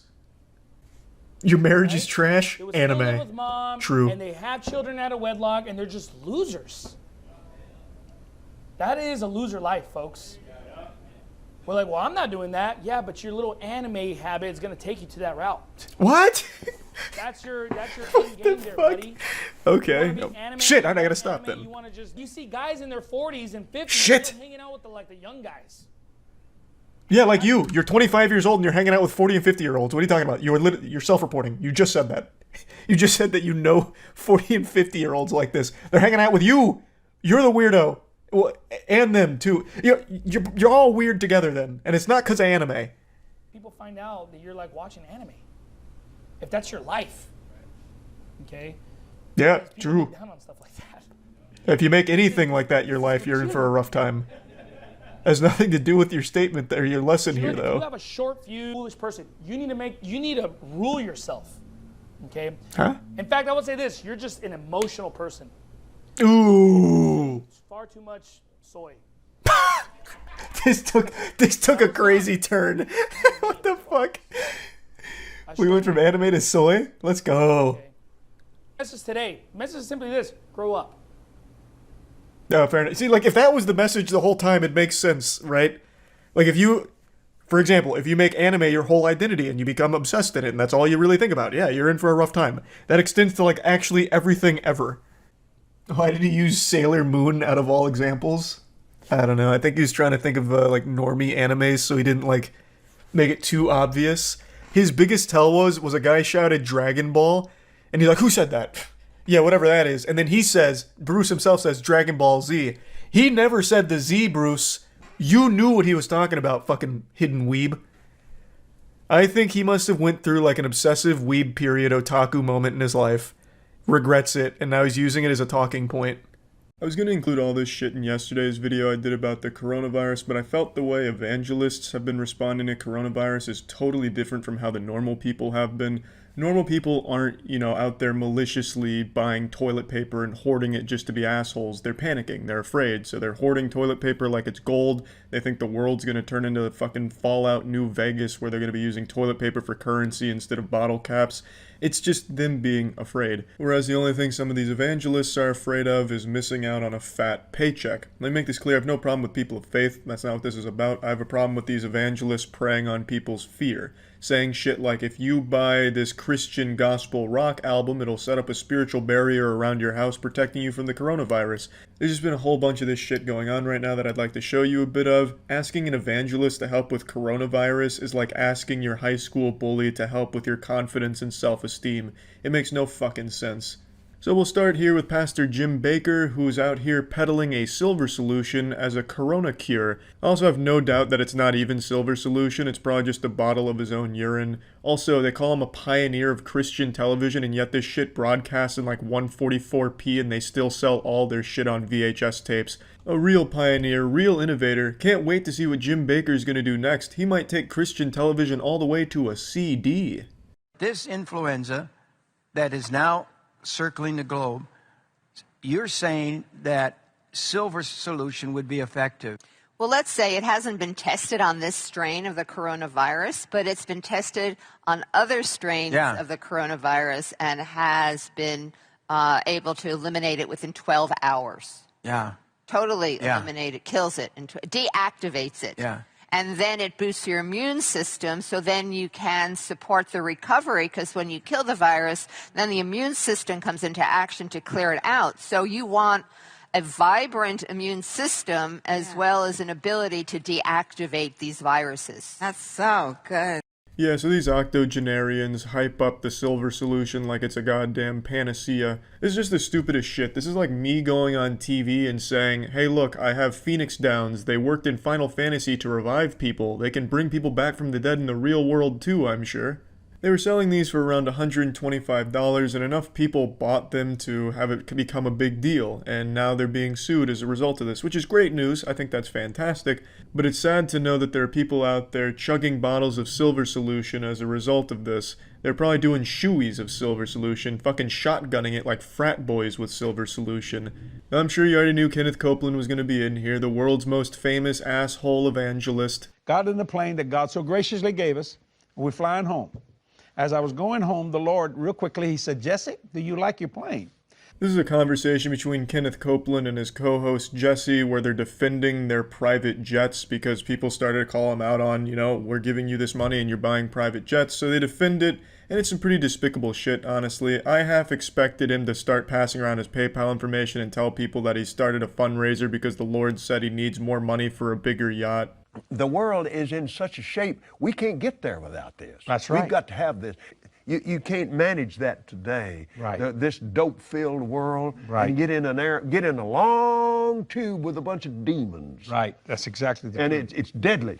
We're in soul business here. Right. This is what everyone knows Kenneth Copeland for. Him saying getting on a public airline is like getting on a long tube with a bunch of demons. Also, this man is the most demon-looking motherfucker on the planet. This guy looks downright evil. This is what I imagine Satan looks like in hell. But not only does he look and sound like he rules in hell, he fucking acts like it too. Again, getting back to the comment, you said that you don't like to fly commercial because you don't want to get into a tube with a bunch of demons. Do you really believe that human beings are demons? No, I do not. And don't you ever say I did. We wrestle not with flesh and blood, but principalities and powers. A brief glimpse of the hellfire and wrath beneath that mask. Pretty deplorable shit, but this has nothing to do with what he's doing with coronavirus. I just wanted to bring everyone up to speed, or just give you a refresher on the Kenneth Copeland lore from the old manga, I suppose. Here's the coronavirus shit. Put your hand on that television set. Yes, Lord. Hallelujah. Thank you, Jesus. Sounds like the world's worst ASMR. I also don't know what his hand is covered in, the old sacred semen there or something. Looks like he just dipped it into some candle wax. Thank you, Lord Jesus. He receive your healing. Yes. Now. Say it, I take it. I take it. I have it. I have it. It's mine. It's mine. This whole segment here reminds me of Squidward when he goes to be all alone and you keep hearing alone repeated in multiple different voices. That's this Kenneth Copeland coronavirus healing segment in a nutshell. Far be it from me to question how effective wet fingers can be when curing the coronavirus, but I mean, if you're not even in the same room with the wet fingers, I think the effectiveness of it goes down even further. I don't think putting your hand on a TV where Kenneth Copeland's hand is going to do much. In fact, you know, maybe that TV you're touching has coronavirus on its surface and now you just kind of fucked yourself and Kenneth Copeland hasn't healed you. He's fucking pranked you and given you the coronavirus. I mean, you're really taking a gamble right there. I thank you and praise you for it. Yes, Lord. And I forgive if I have aught against any. I forgive. And I praise you that I'm well and whole. I praise you that I'm well and whole. Yes. According to the word of God. According to the word of God. I'm healed. Yes. After this aired, coronavirus cases dropped to 0 and coronavirus stopped existing. And I consider not my own body. Yes. Consider not my own body. I consider not symptoms in my body. I consider not symptoms in my body. But only that which God has promised. Only that which God has. Only that what the Word has said. Only that what the Word. And by His stripes I was healed. And by His stripes I am healed now. I'm not the sick trying to get healed. I'm the healed and the devil's trying to give me the flu. Yeah, fuck the devil. At least this was free, I'll say. This was a free healing done through the television. At least he wasn't charging for it or anything, so that's good, especially considering everything else does have a price, like the silver solution. Alex Jones isn't necessarily an evangelist by traditional definitions, but he's also been going around saying that his toothpaste is an anti-coronavirus combatant. So this is being used by a lot of different people just preying on this panic, and I think it's despicable shit. That's it. So yeah. I saw something really gross today that I just need to vent about. There is a pastor in Indiana named John Lowe II, which sounds like a generic NPC name in The Sims, and he went on stage in front of the congregation to admit to committing adultery 20 years ago, and received a standing ovation for his honesty. The crowd was cheering as if it was E3 and their favorite video game just had a sequel announced. A massive, uproarious round of applause. All because this guy publicly admitted to cheating on his wife. And then it wasn't until the person that he had the affair with came on stage that they realized, maybe this isn't something to be happy about, because the victim was a 16-year-old girl that he molested and sexually abused at the church. In case you don't know, I'm Pastor John Lowe, and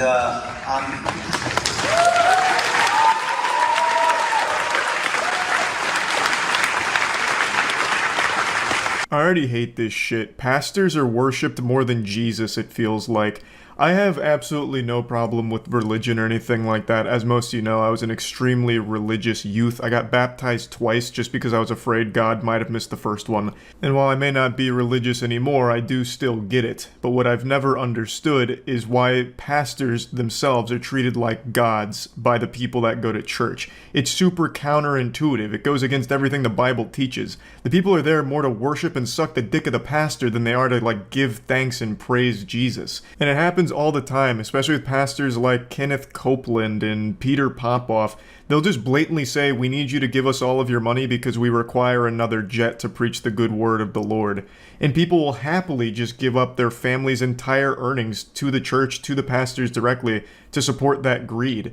Just actual evil assholes. I'm getting carried away, but you can see it right away here where they're just like shouting and cheering because this guy said his own name. Dude's up there to publicly confess to an actual fucking crime, and he still can't help but get cheered on like he's a rock star for it. I committed adultery. It was nearly 20 years ago.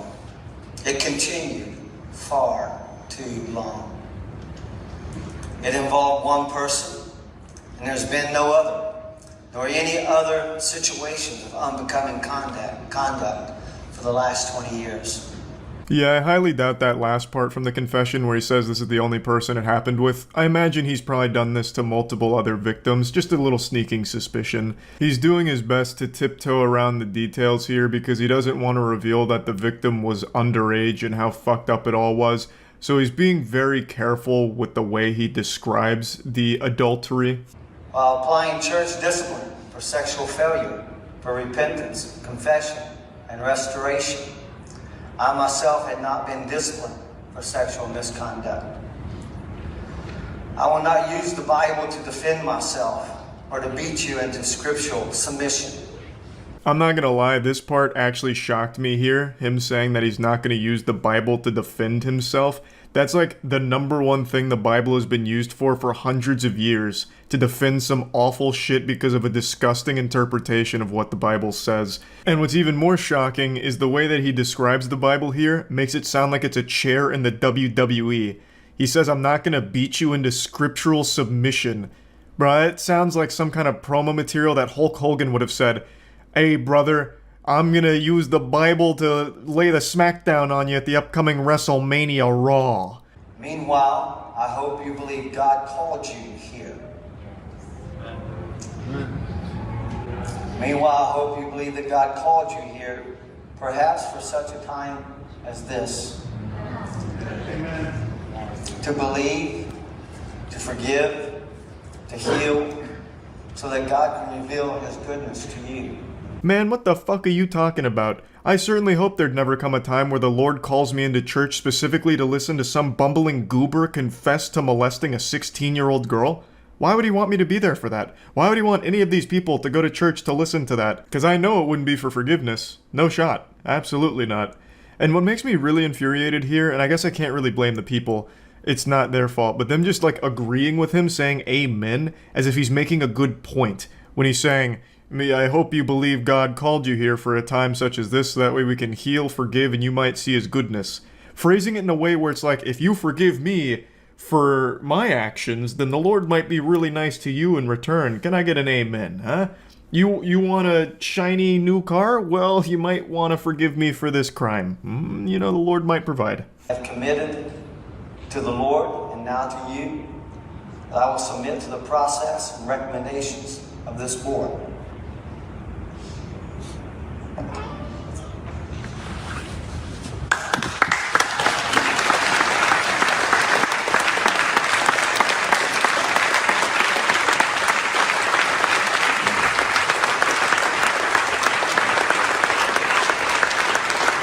Yeah, a standing ovation for that.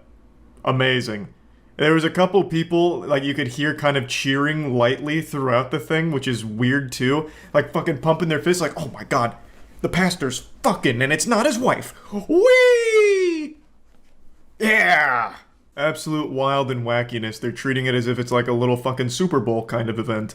But let me warn you, what you're about to hear next is pretty heavy and hard to listen to. The victim herself comes forward to actually paint the picture of what happened that the pastor was leaving out. And she says this to the people that were just giving a massive round of applause and standing ovation to the guy. I lived in a prison of lies and shame.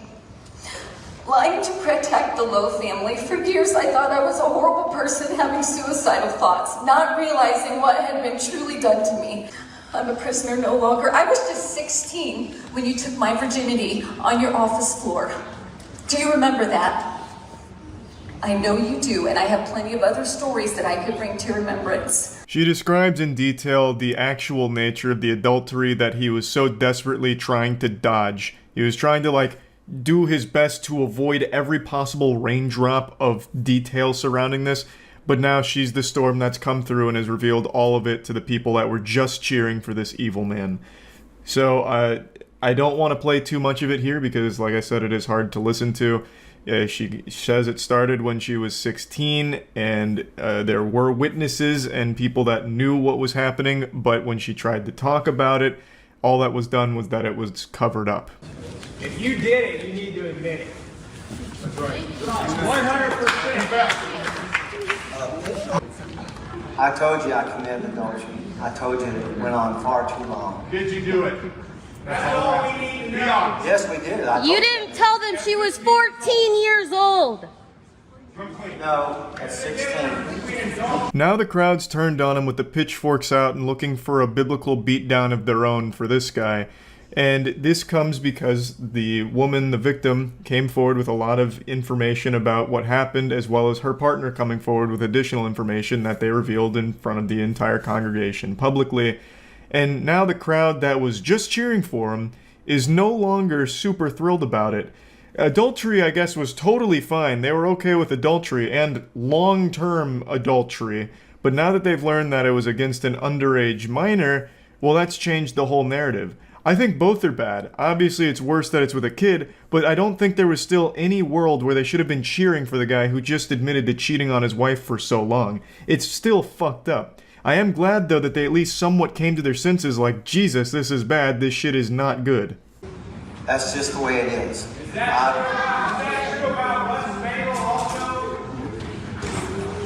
It's not all true, but that did happen, yes. And all I can do is ask you to forgive me. And I'm doing what the Bible process or biblical process is in the church. I'm stepping down, stepping aside. For everything that we have done wrong in our lives, that you begin to heal us, Lord. And then once again, I was disappointed by the people here when they went up to give this guy a hug during their prayers. I'm just gonna say it, I don't think there's any power in forgiving someone like that man. That guy is a fucking monster. This went on for years, and it started when she was underage, and it was covered up. There's no power, and there's nothing righteous about forgiving an actual piece of shit like that. So the fact that after they learned all this information, after everything that was talked about during the service from the victim as well as her partner, after all of that, they still go up there and embrace him and seemingly forgive him, I guess, if the body language is anything to go off of. Just a horde of people go up there to give a giant group hug in the showers here, all up there huddled around each other like they're trying to recover a fucking fumble in football, all around that guy, who is a bad guy and doesn't deserve the forgiveness. Anyway, this video just made me upset. I wanted to talk about it, and that's really about it. So yeah. I'm not usually one who believes in the paranormal, unexplained hocus-pocus like ghouls, goblins, gnomes, ghosts, and birds. But with this situation, I am starting to believe there might be something that science can't explain. 3 days ago, I made that video on Kenneth Copeland, the man whom I believe to be a demon in human skin. He's an outrageously wealthy, corrupt preacher who uses faith to fuck the piggy banks of all of his followers to take as much money from them as possible and hoard it all for himself. And on the same day that I posted that video, this peculiar piece of information drops about an unhinged pastor going on a rant defending rapists who assault women for wearing shorts. It's just an interesting coincidence that all broke on the same day that I was covering Kenneth Copeland. It's like that phenomenon, like in Grand Theft Auto, where you see a car you've never seen before, you steal that car, and then all of a sudden you see it everywhere. It's one of those things where I made that video, and it's not like I go out of my way looking for, like, corrupt preachers or anything like that, but then I saw this happening at the same time. And it's just one of those head-scratching moments, like, is this a message from the universe letting me know that it can always be worse? That, you know, in the words of Qui-Gon Jinn, there's always a bigger fish. This is the kind of preaching we need. I told my wife, I said, Mama, when we go to Pigeon Forge, to the outlet malls, when you go uptown here. Goober's out here looking like Kingpin from Into the Spider-Verse. He's got that fucking wide bowling ball build here. His name is Bobby Leonard. And the way he delivers his sermons is a lot like a record constantly skipping a little bit, like he's glitching out constantly, and I have no doubt that's because he's this archaic fossil of a man. And I know that might sound a little harsh, and I'd almost feel bad for insulting this senile geriatric octogenarian, but he's also defending rape, so I really don't feel bad at all. He's a piece of shit. We'll go sit at the parking lot at the outlet mall, the mall here. I said, you watch it. I said, count them. You'll find more women going to have shorts on than you will with pants and dresses put together. Oh, say it ain't so. Shorts on as a woman? Those whores. Those harlots. Charlatans. Oh my goodness, Bobby. You're right. What an astute observation. It's so despicable. Wearing shorts as a female? Have some decency, have some class, have some shame. Oh, goodness gracious. So Bobby's sitting in the parking lot just looking at women, I guess. Sounding like a real creepy weirdo here, just sitting in his car looking at all the girls that go into the mall. Probably got some fucking binoculars out spying on them with hand on his meat. And he's just pointing out to his wife, look at this, can you believe it? There's more girls going in there with shorts than there are girls going in there with dresses and pants. Who could have guessed, huh? Heavens to Betsy. So I sat there, I just want to be sure, but I sat there some time ago for, I don't know who's out in the, I guess it must have been some of the family. My wife don't go shopping now. And I sat there in my car. What the fuck did you just say there, Bobby? It sounded like he casted an ancient spell. If I popped that sentence into Google Translate, it would destroy the service globally. It'd shut that bitch down because this is incomprehensible. What in the world? He just hit a full-blown scat man in the middle of his sermon. Sounded like Porky Pig. I thought, I'm going to see if that's right. And I counted. Try that. You'll find more women go in those places with shorts than you will women with pants and dresses put together. Try it. Yeah, go ahead, everyone. Try it. Land yourself on the sex offenders registry for being some kind of alarming creep in your car just looking at women's bottom half to count if they're wearing shorts versus dresses or pants. Very normal thing to do for a sane individual, Bobby. Great advice. What a remarkable challenge to issue your followers. He is way too fucking old to be speaking in front of people, by the way. He actually talks as if there's just perpetually peanut butter in his mouth and he's struggling to get through the words so that way he could, like, enunciate them. It's brutal listening to him blabbermouth like this. If you got time, try it. Have your boy go up there and try it. Just watch for him. Have your girl go up there and watch for it. And you know, I used to say this. I haven't said this in a long time. You ready? I said, if you dress like that and you get raped and I'm on the jury, he's going to go free. You don't like, do you? I'm right, though. I can't help you don't like it. I'm right. Because, you know, a man's a man. A man's a man. Jiminy Christmas. Bobby raping's his hobby, Leonard, just saying flat out with his whole chest, if a woman gets raped and he's on the jury and she was wearing shorts, he would let the rapist go free. What an outrageously evil individual you are, Bobby. What chapter of the Bible was this in? I don't remember this excerpt anywhere. When I first read these headlines, I thought it was potentially it being interpreted as a pastor defending rapists. But nope, he just outright says it. He's not beating around the bush. He's not trying to hide anything. He's going full mask off, just saying point blank that if he is on the jury and a woman gets raped and she's wearing shorts, Bobby would let the rapist go free. What a dangerous thought process that is. He just believes that men are going to rape a woman because she's in shorts, and that they're justified in doing so. This leads me to so many questions I'd like to ask Bobby on a personal level. For instance, how many women have you sexually assaulted because of their clothing choice, Bobby? That was probably too many words. His brain can't process all that. Let me break it down in simpler terms. How many women have you raped, Bobby? I feel as though the only people that would ever defend a heinous action such as rape would be a rapist. Like, I don't think you have many rape allies. And meanwhile, Bobby Leonard here, in front of the entire church service, takes time to justify that. So that is really alarming shit. I don't know how this plays into Christianity at all. I don't know why he would say any of this during a sermon. I don't know what he expected to happen. Like, I was with my wife the other day looking at girls going in the mall. They're all wearing shorts and stuff. And you know what? I used to say this. I'm going to say it right now.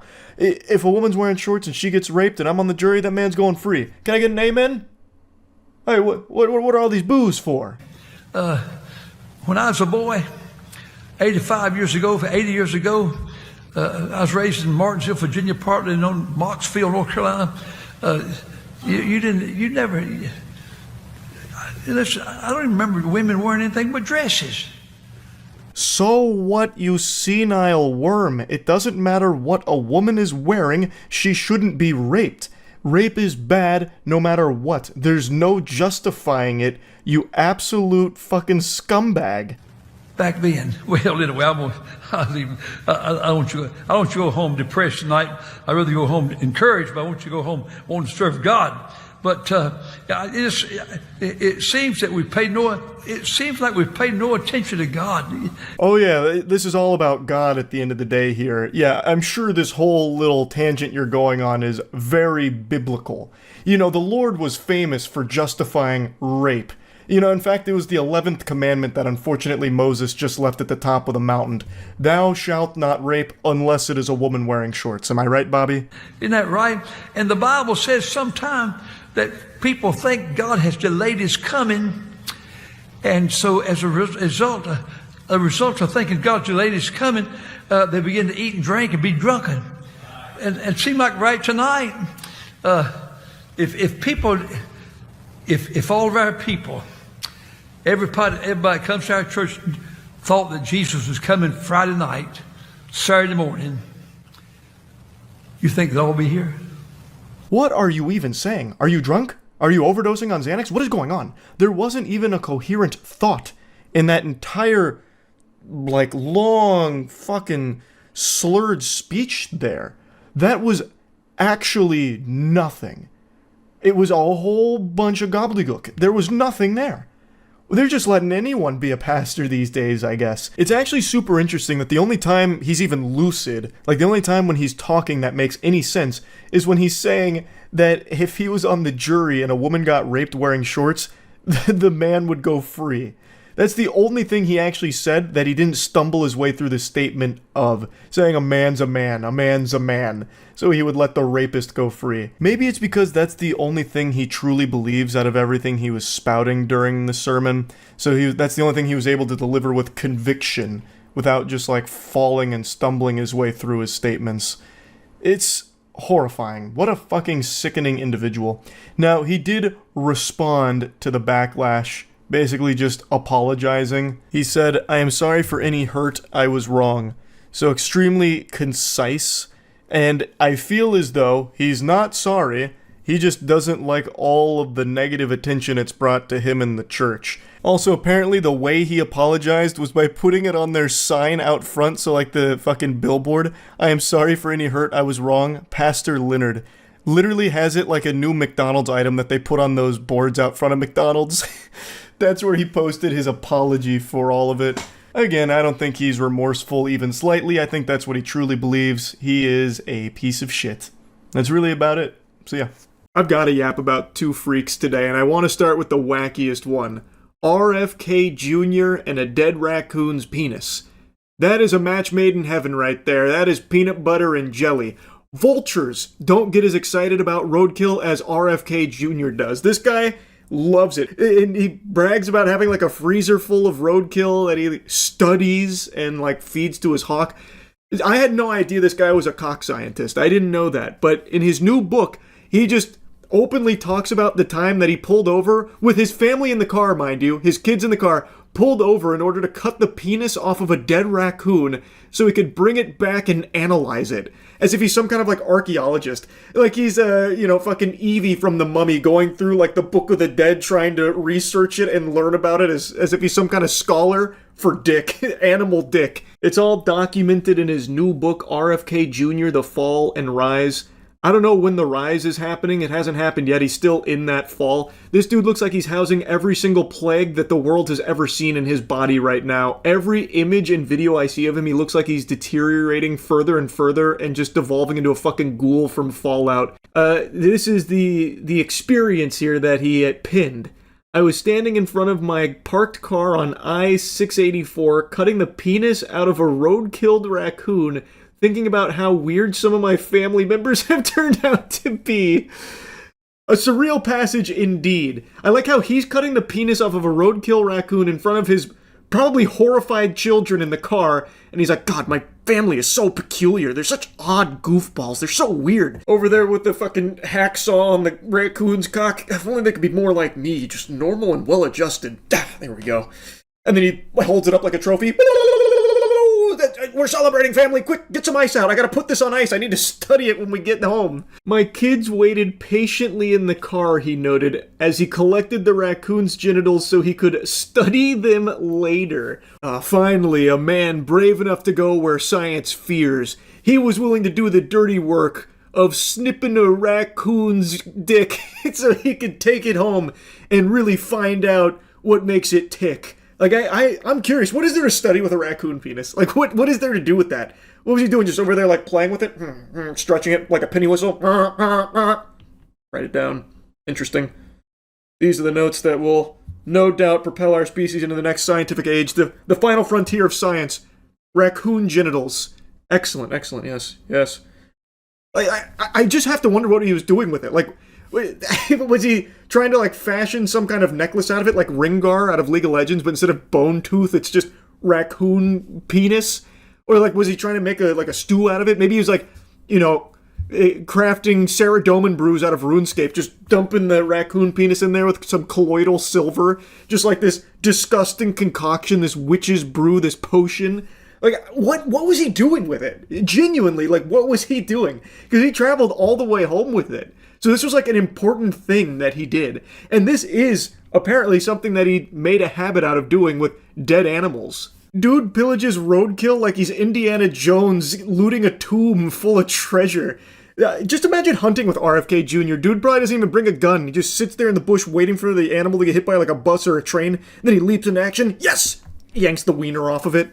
According to his daughter, this obsession with dead animals also put a damper on vacations. Apparently there was an incident where a whale carcass washed ashore, and so RFK made a beeline for the beach and decapitated it with a chainsaw and strapped the whale's head to the roof of the family minivan with a bungee cord, intending once again to bring it home to study. Every time we accelerated on the highway, whale juice would pour into the windows of the car, and it was the rankest thing on the planet. Sounds like hell on earth. He's out here torturing his family on this vacation. We all had plastic bags over our heads with mouth holes cut out, and people on the highway were giving us the finger, but that was just normal day-to-day stuff for us. Sounds healthy.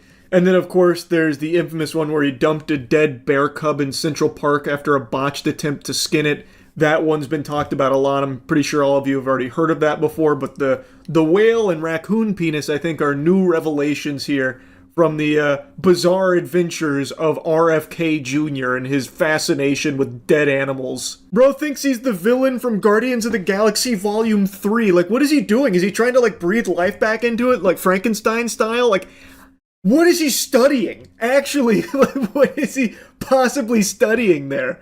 Holy shit, the worm in his brain must be giving him some odd directives here, forcing him to get all of this roadkill like treasure so he can squat on it at his house like Smog.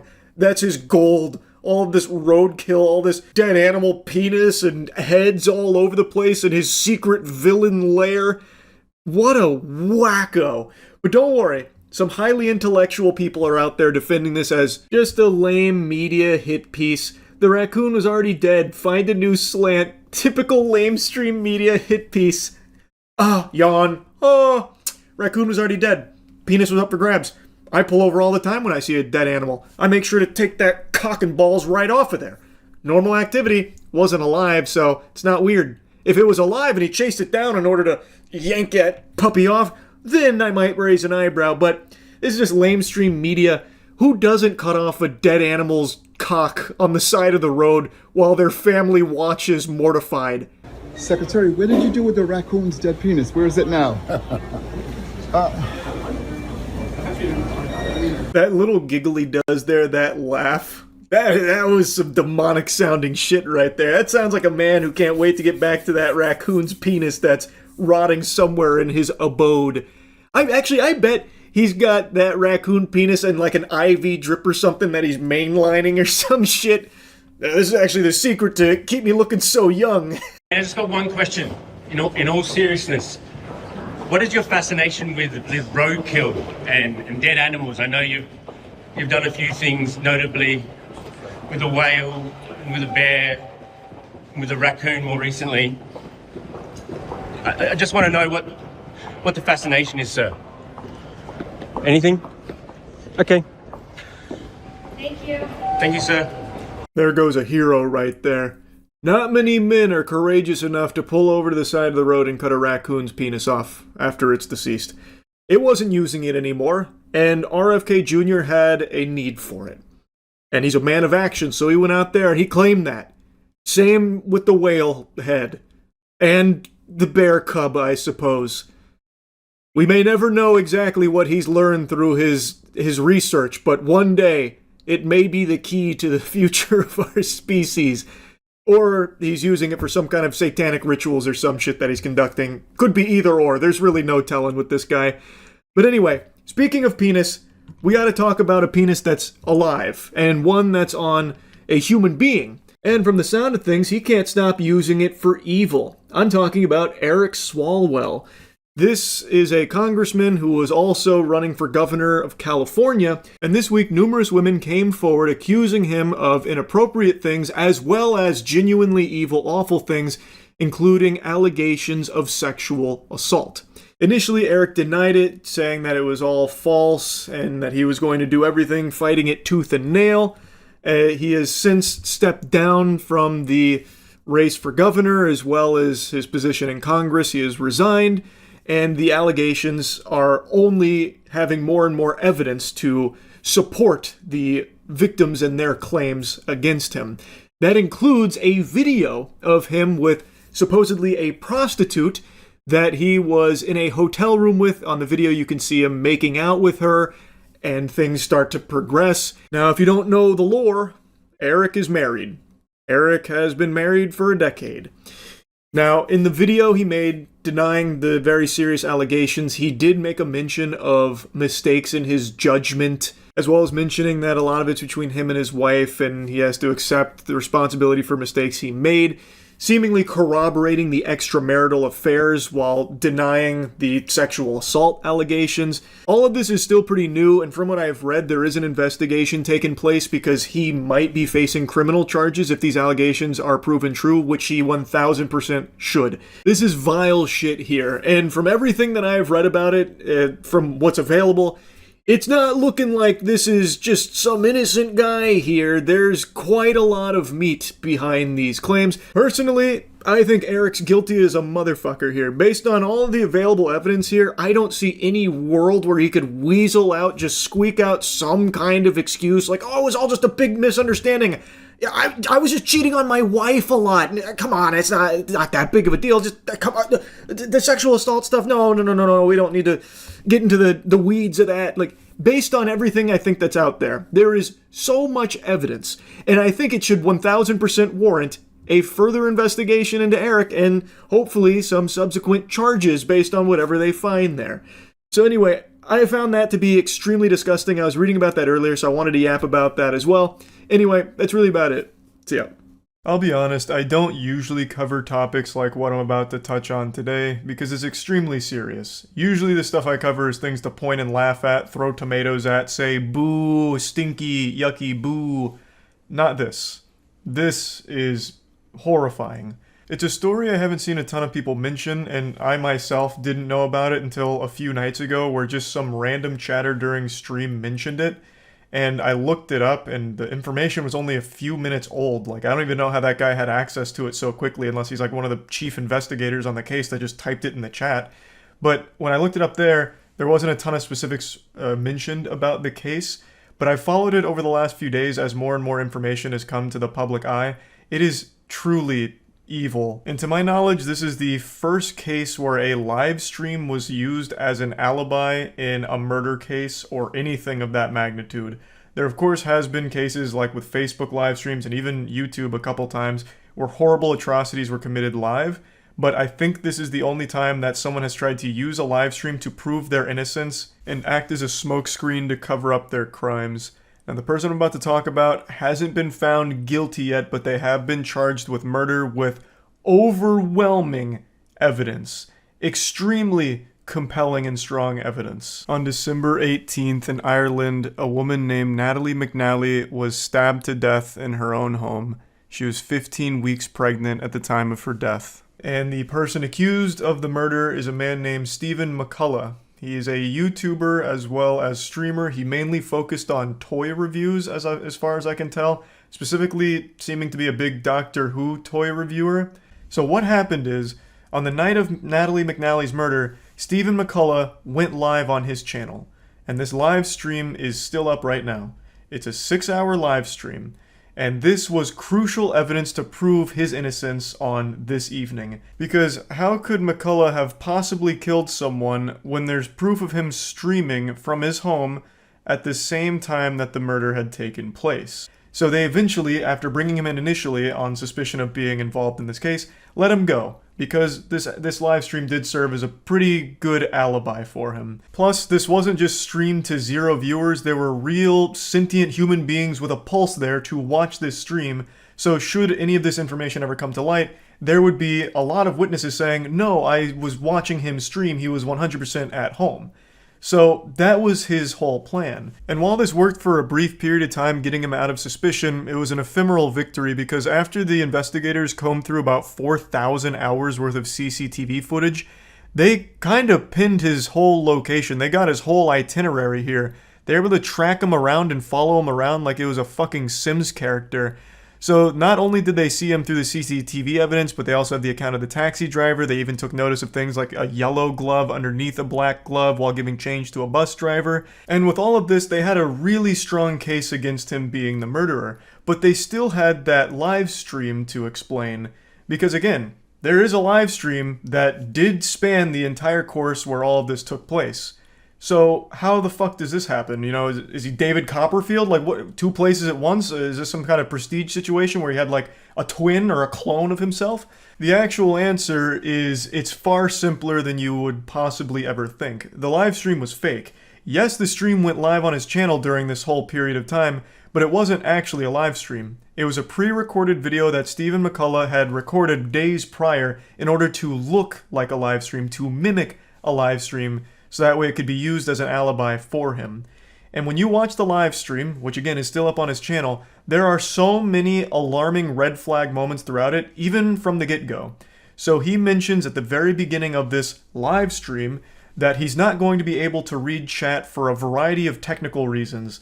One of them being it would crash his computer, it'd freeze the computer, it'd ruin the whole stream because of all of these deep tech problems that he couldn't solve. Everything's gone cattywampus, so he won't be able to read your chat. More like, Doctor, who's talking? Because I can't see you, I'm not reading chat. He just keeps reiterating over and over and over again that there's going to be no chat interaction. Because obviously, since this is a pre-recorded thing, there is no chat for him to read or interact with. Well, because this streaming software is kind of up the left, it means I can't check the live chat, which is a real shame. Can't look at the live chat for some bloody reason, because if I do, it makes the whole thing freeze and OBS just screws up. And he just kept like explaining why he can't read chat, and then he started talking about like, well, I guess I could read it on my phone, but you know, I get addicted to TikTok when I'm on my phone, and that's a mess, so I've put my phone in timeout in another room, so I won't be reading chats there either, and that'd probably ruin my internet too anyway, so no chat tonight. You guys can talk amongst yourself. I don't even like live streamers who read chat, so no chat for me tonight.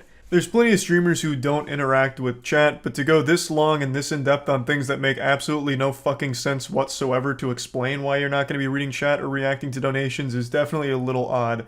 And there's plenty of other really alarming moments about this stream, especially looking back on it in hindsight. He keeps reiterating that he's live, this is live, and he's staying inside all night. He talks about like drinking and driving, and he'd never drink and drive, which is why he's staying inside, drinking on stream live for his viewers to enjoy.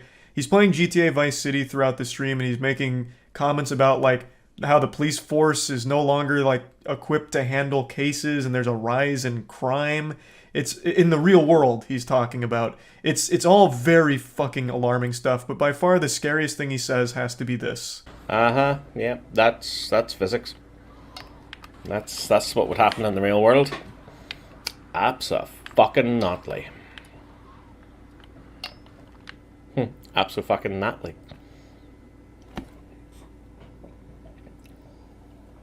Completely out of nowhere, unprompted, he mentions someone named Natalie in a pretty menacing way. And once again, there's plenty of other things he says in here that are very scary, but I think this one is by far the worst moment. This has been 100% confirmed beyond a shadow of a doubt to be a fake live stream. When authorities seized some possessions, they found the actual video itself and concluded that it was filmed on December 13th or 14th. And also, McCullough himself has confirmed that the live stream was not actually live, it was pre-recorded, but insists that he was actually just drinking by himself alone that night. He completely denies the murder and insists that someone else may have been dropped off in a taxi near his home. This is referring to the CCTV evidence that they've gathered, pinpointing all of his locations throughout the evening. There's also other awful shit here as well. McCullough stayed pretty close to Natalie McNally's parents, and in one case even left his phone over at their house in order to like bug them and secretly spy on them to record their conversations to see if he was a suspect. So McCullough went to the McNally house, left his phone on record, and left, but returned 40 minutes later claiming to have forgotten it, and police were saying that this was an attempt to listen into their conversations to see if they suspected him of anything in this. I can't envision a world where Stephen McCullough is not the person who committed this crime. There is just an overwhelming amount of evidence against him. And he still doesn't have a real explanation for what the possible motive to faking the live stream would even be. Nothing that makes sense, at least. And then randomly dropping Natalie's name during it. I just cannot imagine that this man is innocent, but he hasn't been found fully guilty of being the murderer yet. But yeah, overall, a horrifying situation. I'm wishing the absolute best for the McNally family, and I'm hoping justice is served here. That's about it. So yeah, boy oh boy do I have some good news for you today. It's time for a little holly jolly celebration because Santa Claus came early with the gifts. This loser has finally been arrested. Now, I'm sure none of you recognize this guy. This is probably not a face any of you have seen unless you're a woman in New York, and in that case, this is probably a face that you swiped left on Tinder for. But this is the face of the man known as Squeeze Bins, the infamous street racer who's blown up on Instagram and YouTube over the last few months. This isn't like a really stunning revelation, he just looks like a normal asshole. It's not like some kind of big twist like it's Bruce Wayne behind the Batman mask or anything. But I actually recently talked about Squeeze because he went on Neon's stream and did his street racing stunt maneuvers and ended up getting in a hit and run live on Kick. So of course I was making fun of him and tossing tomatoes, shouting boo. I think it is so incredibly lame to do the kind of shit that Squeeze Bins was, where he'd just go out on public roads and put everyone's lives in danger around him, just driving fast and recklessly for his content. And this is a criminal who is addicted to attention, which has to be the worst combination for a human being ever. If you are a criminal, the last thing that you would want is a lot of eyes on you. But this guy, Jiminy Christmas, he was absorbing it like a sponge in a sink. This guy was more addicted to attention than a heroin addict is to the needle. This guy couldn't get enough of it, so he took every opportunity imaginable to promote himself. So this was always inevitable. He was either going to get arrested or get himself or someone else killed. Luckily, he was arrested before the second thing happened. Now, before really diving into the weeds of the arrest here and everything around it, I want to show you a little bit more of the lore to Squeeze, so you can get a big taste of the cringe that is Squeeze Bins. You mix danger, but there's also other people at risk when you do that. Innocent civilians. So what do you think about the element of danger for that? I've been doing this since real shit since I was 9. I used to take my dad's car out and I used to just bug out. I've been doing this for so long now that I feel like I did some professional. This guy must have found a moron potion at some point in his life and he has not been able to break the curse. The effects still linger. He did an interview with Tommy G, a very popular video, over 8 million views here, where he's revealing some pretty sensitive information really, all while acknowledging that he's one of the most wanted people in the area by the authorities. How stupid can you be? He's going on a press tour here to promote himself while actively engaging in illegal activity and putting himself in as many places as possible, giving authorities all the evidence they could ever require. He also has the gall to call himself a professional. He is a talented driver, no doubt, but the only thing he's a professional at is not dying. That's it. He's going out there and gambling with everyone's lives and his own, and nothing beyond that. He's not a professional at anything, he's just currently surviving. Is all. How I drive. There's been incidents where I've gone out with people and they try keeping up with me and they've crashed. How fast do you go? I mean, there's been a video online where I've gone one-handed 210 miles an hour. Filming with one hand, driving with the other, 210 miles an hour. Yeah. That's insane. Did that scare you? Not really, just to build up a tolerance of just speed. Do you feel like the police watch your Instagram? 100%, they do. Let's pop in the... 100% they do, which is why I'm doing all of these interviews to help them in their pursuit. It reminds me of this classic story where the police put out a post on Facebook asking for information about a woman who was an accessory to a murder, and the woman they were looking for actually commented on the post asking about the reward money that was being offered, and so they were able to find her because of that.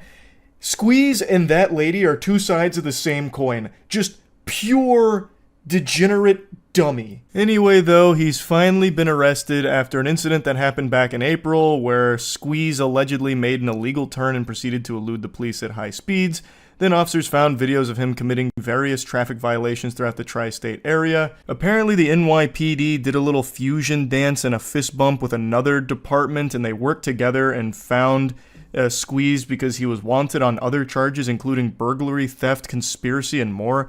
I was reading a couple of other reports where he allegedly punched a 20-year-old man in a deli. So I'm not exactly sure what all went down there, but ultimately it ended with him getting arrested and the NYPD commissioner taking a victory lap here and dunking on him on Twitter by saying Squeeze Bins is in custody thanks to New York's finest. And then he posted a picture of his Instagram with the word apprehended slapped across it there, as if it's some kind of busted thing in Grand Theft Auto. So Antonio going from Squeeze Bins to Squeeze Mins here, being shoulder to shoulder squeezed into a cell with other dudes, hopefully. But there's no telling if he's actually going to face real prison time. It seems he's been released because after all of this, he did make an Instagram post about how he can't go live on there. So then he made a Twitch account, which I can't find. I do see a Squeeze Bins account there, but there's nothing on it, and I think that's just an impersonator trying to capitalize off of this. His original Instagram account appears to be banned, and the only one I can find is another one that appears to be an impersonator, but maybe it really is him. I have no fucking clue. I also can't help but giggle that he decided to make a Twitch account instead of a Kick account. Not even this blatant criminal who has already broadcast crimes on Kick wants to make an account over there and stream on purpose. He still decided to go to Twitch first and foremost. That's kind of crazy to me because Kick is the home of broadcasting illegal activity. They don't do shit about it there. They give you a subtle thumbs up because it's driving more traffic to their site. That should be home turf for Antonio here. Squeeze Bins would be hoisted on their shoulders like a golden goose. And yet he still said, ew, I'll just go to Twitch instead. That boggles my mind a little bit. I did laugh when I read that he made a Twitch account. I wish they'd make an example out of him here. He's not the only one doing this kind of content, the lone alpha wolf or anything here.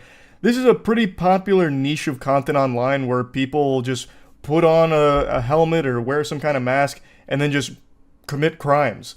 And taunt authorities driving around recklessly, endangering a bunch of innocent people's lives on the road for content and views on Instagram and YouTube and shit. He is far from the only one doing this. So I think if they would actually give a fuck here and pursue real serious charges and actual repercussions for his actions, it could help to dissuade others from pursuing this. At least I would hope. I would really like them to not play softball here and actually do something about this. He has been caught. Hand in the cookie jar here. He has all of this evidence that he himself has compiled about his crimes and how he's not remorseful and will always continue to do it, most likely. Why the fuck would you just give him a slap on the wrist? It's also more than the dangerous driving. He apparently beats people in delis, at least according to some of the reports here. Like, this is not someone that they should just be playing like patty cake with here and saying, hey, don't do it again.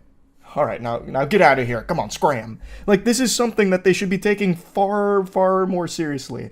I really hope that his release is a temporary thing as they build up a meteor case against him, so that way he'll actually get thrown in the slammer. There's just no excuse for it at all. Just going onto public roads and compromising everyone's safety for your content, I just think it truly super sucks.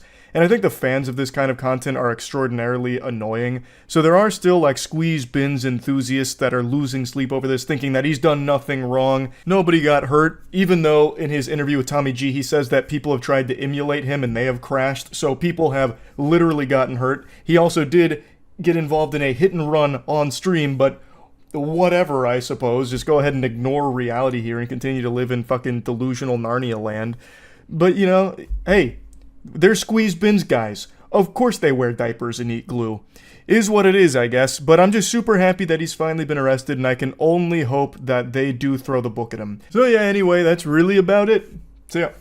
I went over to my family's house for dinner a couple nights ago, and my father was raving and couldn't stop talking about a case I'd never heard of that apparently has just wrapped up. The Alex Murdaugh murder case. And in fact, it extends beyond that. The entire Murdaugh family murders. This is a very high-profile case that I just hadn't heard of until my father started lecturing me on it like I had just taken a criminology course. He apparently followed every single piece of evidence that dropped. He watched every trial, everything. My dad studied the tits off of this case like he was going there to prosecute Alex Murdaugh himself. And it piqued my interest. It made me want to learn more about it. So I went to the best goddamn channel on YouTube for things like this, Legal Eagle. Legal Eagle recently made a full, beautiful breakdown going over every single piece of evidence and every single key point in the entire Murdaugh history. So I'm going to put a link to that in the description, but I just kind of wanted to share it with all of you because this is one of the more deep and disturbing cases I've learned about in quite a while. So I just wanted to share kind of the gist of it with all of you, but I highly recommend watching Legal Eagle's video on it if you want to learn the most about it and see how everything unfolded. You see the Murdaugh murders. So my dad just told me about that. I didn't know anything about it.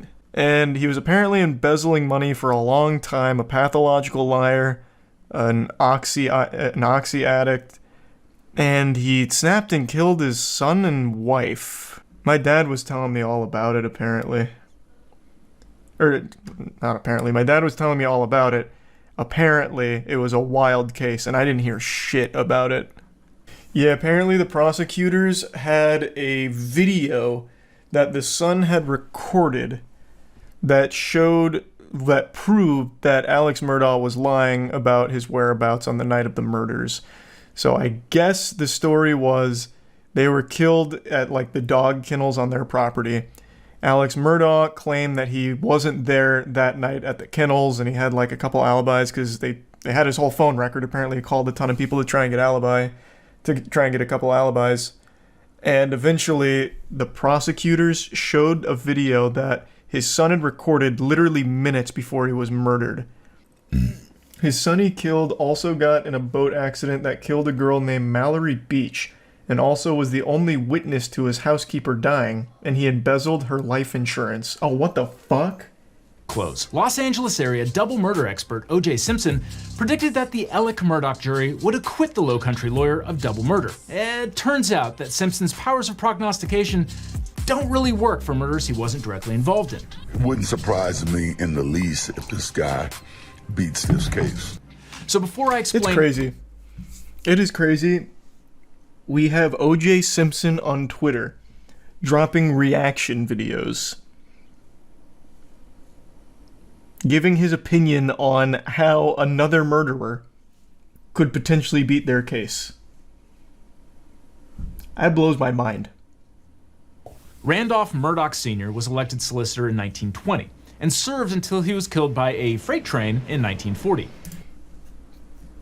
Sounds like a murder. That sounds like an actual old Western murder where they tied him to the train tracks. Don't know the situation, it literally just sounds like he was murdered.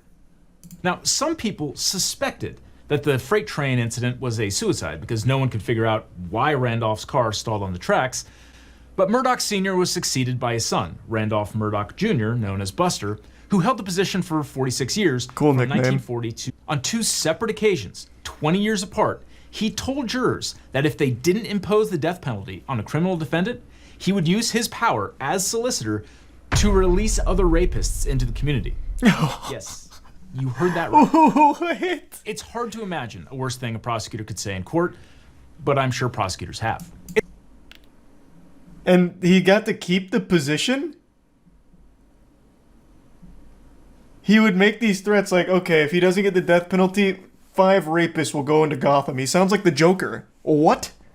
Elected official, so he just campaigns and pays off the right people. Yeah, but I'm sure there's still systems in place where if you're threatening to release rapists out of like a grudge, you can get fired. Like you can get like taken out. Like you lose your position, I would think. Because it was the 70s. It's not like rape was cool in the 70s either. I'm sure people weren't like rallying behind him like, yeah, that's fucking Buster right there. That's how Buster plays. Give the death penalty. Or 50 rapists. Buster, release 50 rapists into the neighborhood. The guy really had rapists in the queue to join the server. Oh, you're talking about Buster still, yeah. I'm just going to take a guess that the other Murdochs didn't use the same tactic. Alex Murdoch, the now convicted murderer, is Randolph III's son. All of this information is to show you that the entire Murdaugh line is fucking evil, basically.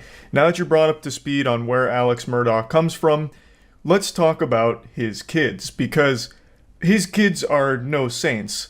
Legal Eagle goes into more detail surrounding some of these cases, but I'd just like to give you a quick breakdown. If you want more information, obviously watch his video on it. But one of Alex's sons, Buster, who is named after, of course, Buster Murdaugh, who came before him, is actually a person of interest in a 2015 death. A young man named Stephen Smith was found dumped on a Hampton County road. There wasn't a whole lot of indicators to suggest that this was a vehicle crash, and in fact was even ruled a homicide by a couple of people, most notably the county coroner. And interestingly, Buster Murdaugh is mentioned dozens of times in the investigation. Also, Alex Murdaugh and his brother Randy visited the crime scene, passing through the crime scene tape, and there were rumors that Buster Murdaugh and Stephen Smith were in some kind of relationship, and this case actually just got reopened after the entire Alex Murdaugh investigation. So that's all a bit peculiar. That doesn't seem good. Something smells very fishy over there with Buster Murdaugh, and he's not the only one. In fact, Alex Murdaugh's other son, Paul. In 2019, Paul and his friends were partying on a boat. At one point, his friends say Paul and his girlfriend got in an argument where Paul assaulted her, and then eventually the night culminated with the boat crashing, everyone surviving except one person, Mallory Beach. Paul was blamed for the death because he was fucking driving the boat. He received 2 charges, 1 boating under the influence causing great bodily harm, and 1 boating under the influence causing death. So as you can see, the Murdaugh family is known for more than just financial crimes. There's a lot of death linked to the family as well. And there's still more. There's still one that I haven't even talked about, one that happened before Alex Murdaugh killed his son and wife. In 2018, their housekeeper Gloria Satterfield allegedly tripped over one of their dogs and fell down the stairs and died at their hunting lodge. Alex Murdaugh then instructed Gloria Satterfield's sons to sue him for insurance money. However, he neglected to inform them that he had already collected on 2 settlements and basically robbed them of about $4.3 million from the insurance here. The man is just pure evil, just a shriveled, pruny, fucking ghost-looking motherfucker whose entire bloodline seems cursed and is nothing but bad news. It is disgusting. His lawyer said he planned to sue Alex and Maggie personally because they allegedly kept a beer refrigerator at the hunting lodge and underage kids were free to drink up. Given the scale of Alex's financial crimes, discovery of his assets would have revealed years of Murdoch's criminality. Later that same night, Alex allegedly found Paul and Maggie dead outside the kennels at the Murdaugh's sprawling hunting estate. I'm really trying to break this down into the most concise form possible just to convey like the general story of the situation, but again, I can't recommend checking out Legal Eagle's full video on it for the absolute best breakdown. In a nutshell, years and years and millions upon millions of dollars of stolen money and financial crimes were about to be brought to light, all of which Alex Murdaugh was panicked about. So the main theory behind his motive for killing Paul and his wife Maggie is he needed some way of buying time to weasel his way out of this situation. I shit you not. The murder of his son Paul and wife Maggie, right now the leading theory is he did it for sympathy, to portray himself as a victim, and to basically just buy himself some extra time to get out of the situation because all of these financial crimes that have built up over years were about to be fucking blasted publicly. All of it was going to come to light. So that was his plan. Now, Paul was murdered before he ever stood trial for the death of Mallory Beach. But I'm getting a little ahead of the story because there was one other baffling situation that occurred involving a hired hitman that Alex himself hired to shoot and kill him so his other son could get his insurance money. So Alex admitted to stealing from Chris and blamed his behavior on an opioid addiction. And then hours later, that same day after that conversation with Chris, Alex was shot in the head. Yes. Seriously. Does this seem like a far-fetched Netflix series yet? So, now we're at the part that I know. Everything that preceded this, fucking wild. No clue. But now we're getting into the part that my dad was talking about, and now I'm kind of in the know on where all this goes. Chat just educated me about this, so I have the spoilers here. But I guess I won't drop the spoilers. But I see now what has happened and how things have got to this point. Yes, but I mean, I'm okay. Alex later admitted that he hired his cousin Eddie to shoot him. So Alex's remaining son Buster could get the life collect on a insurance. $10 million life insurance policy. But apparently cousin Eddie wasn't up to the job because the gunshot Good picture. wound was National just a glaze Lampoon. that temporarily blinded Alex. Eddie would also turn out to be Alex's What the fuck? oxycodone dealer. Alex later admitted that he stole from his law partners and clients to fund his addiction to painkillers. According to Hold on, then my dad's calling me about the Murdoch shit that I just sent him with this. Hold on. Yeah, well, did you even know about all of the Murdoch shit with his family? Like how his son is most likely responsible for deaths as well? Yes. You And his son that, like, was in the boat accident. yeah, the boat. Yeah, the whole deal. I mean, yeah, I know all the background of the whole thing. Yeah. And then how he tried to set up, like, his own... Yeah, I just got to that point. Cousin Eddie to like a hitman to shoot him for the life insurance policy for Buster. Yeah, and then they fucked that whole thing up. Okay, I didn't know if you knew any of that because you didn't mention it. That shit's crazy. Well, see, that's why I haven't been playing any games.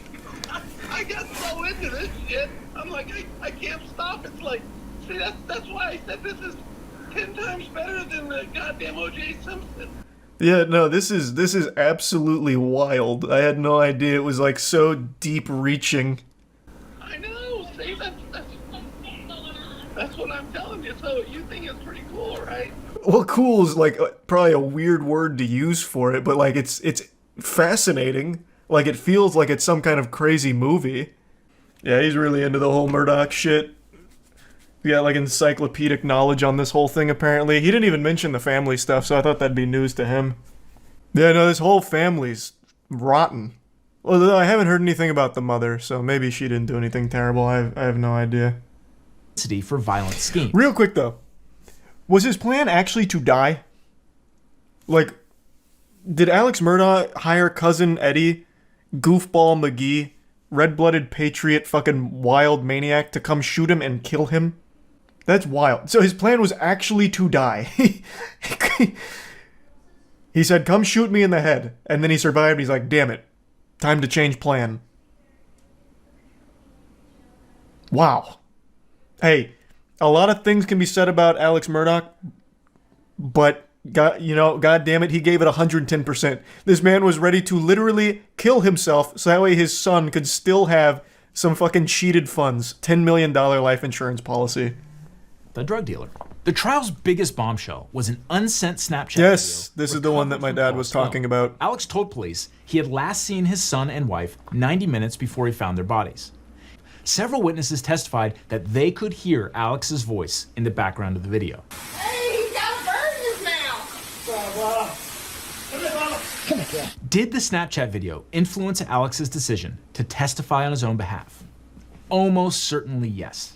The very first yeah, and I think that is very clearly his voice in the Snapchat video. Very clearly. Alex did on the witness stand was fess up that he lied about being at the kennels. Alex admitted it was his voice on the video. Were you in fact at the kennels at 8:44 p.m. on the night Maggie and Paul were murdered? I was. Did you?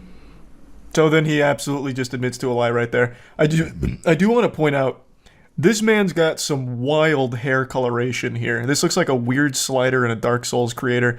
He looks like a French fry with like some cheese sauce on the top. That shit is going hard. You lied to Sled Agent Owen and Deputy Laura Rutland on the night of June 7th. I did lie to them, and I'm so sorry that I did. Other than lying to them about going to the kennel, I was very Holy cooperative shit. in every aspect of this investigation. When Alex's brother Randy overheard Alex trying to bribe a nurse to let him use her phone, he thought it was suspicious. And brother Randy called the police and the story began to unravel. Oh, Jesus Christ. Sled sketch artist and spent... Man, this guy just straight up looks evil. He looks actually soulless. Those are some hollow, empty devil eyes right there. 100%. Sometimes people just look the part. But in an earlier interview with investigators, Alex had actually implicated his groundskeeper. He also told the jury that someone angry about the death of Mallory Beach committed the murders. These inconsistencies undermined Alex's credibility. Then there's the mess with Alex's financial crimes. The prosecution argued that Alex's financial crimes couldn't be separated from the murders because exposure of his vast financial crimes was one of the motives speaks to his for killing characters. Maggie and Paul. Well, not only that, I imagine that also helps to demonstrate, like, make a character profile, right? I don't know if that is actually something that's usable in court, but doesn't that also serve to poke holes in the credibility since all of these financial crimes hinged on a bunch of lies and embezzlement and all of that? Or is that not allowed? Every single one of these, you had to sit down and look someone in the eye and convince them that you were on their side when you were not. Wow, that's hardball. Do you remember even one of them? If you ask me questions, but I can't remember sitting down with Dion. Alex's response? What I admit is I misled them. I did wrong, and that I stole their money. What Prosecutor Waters was getting at was this.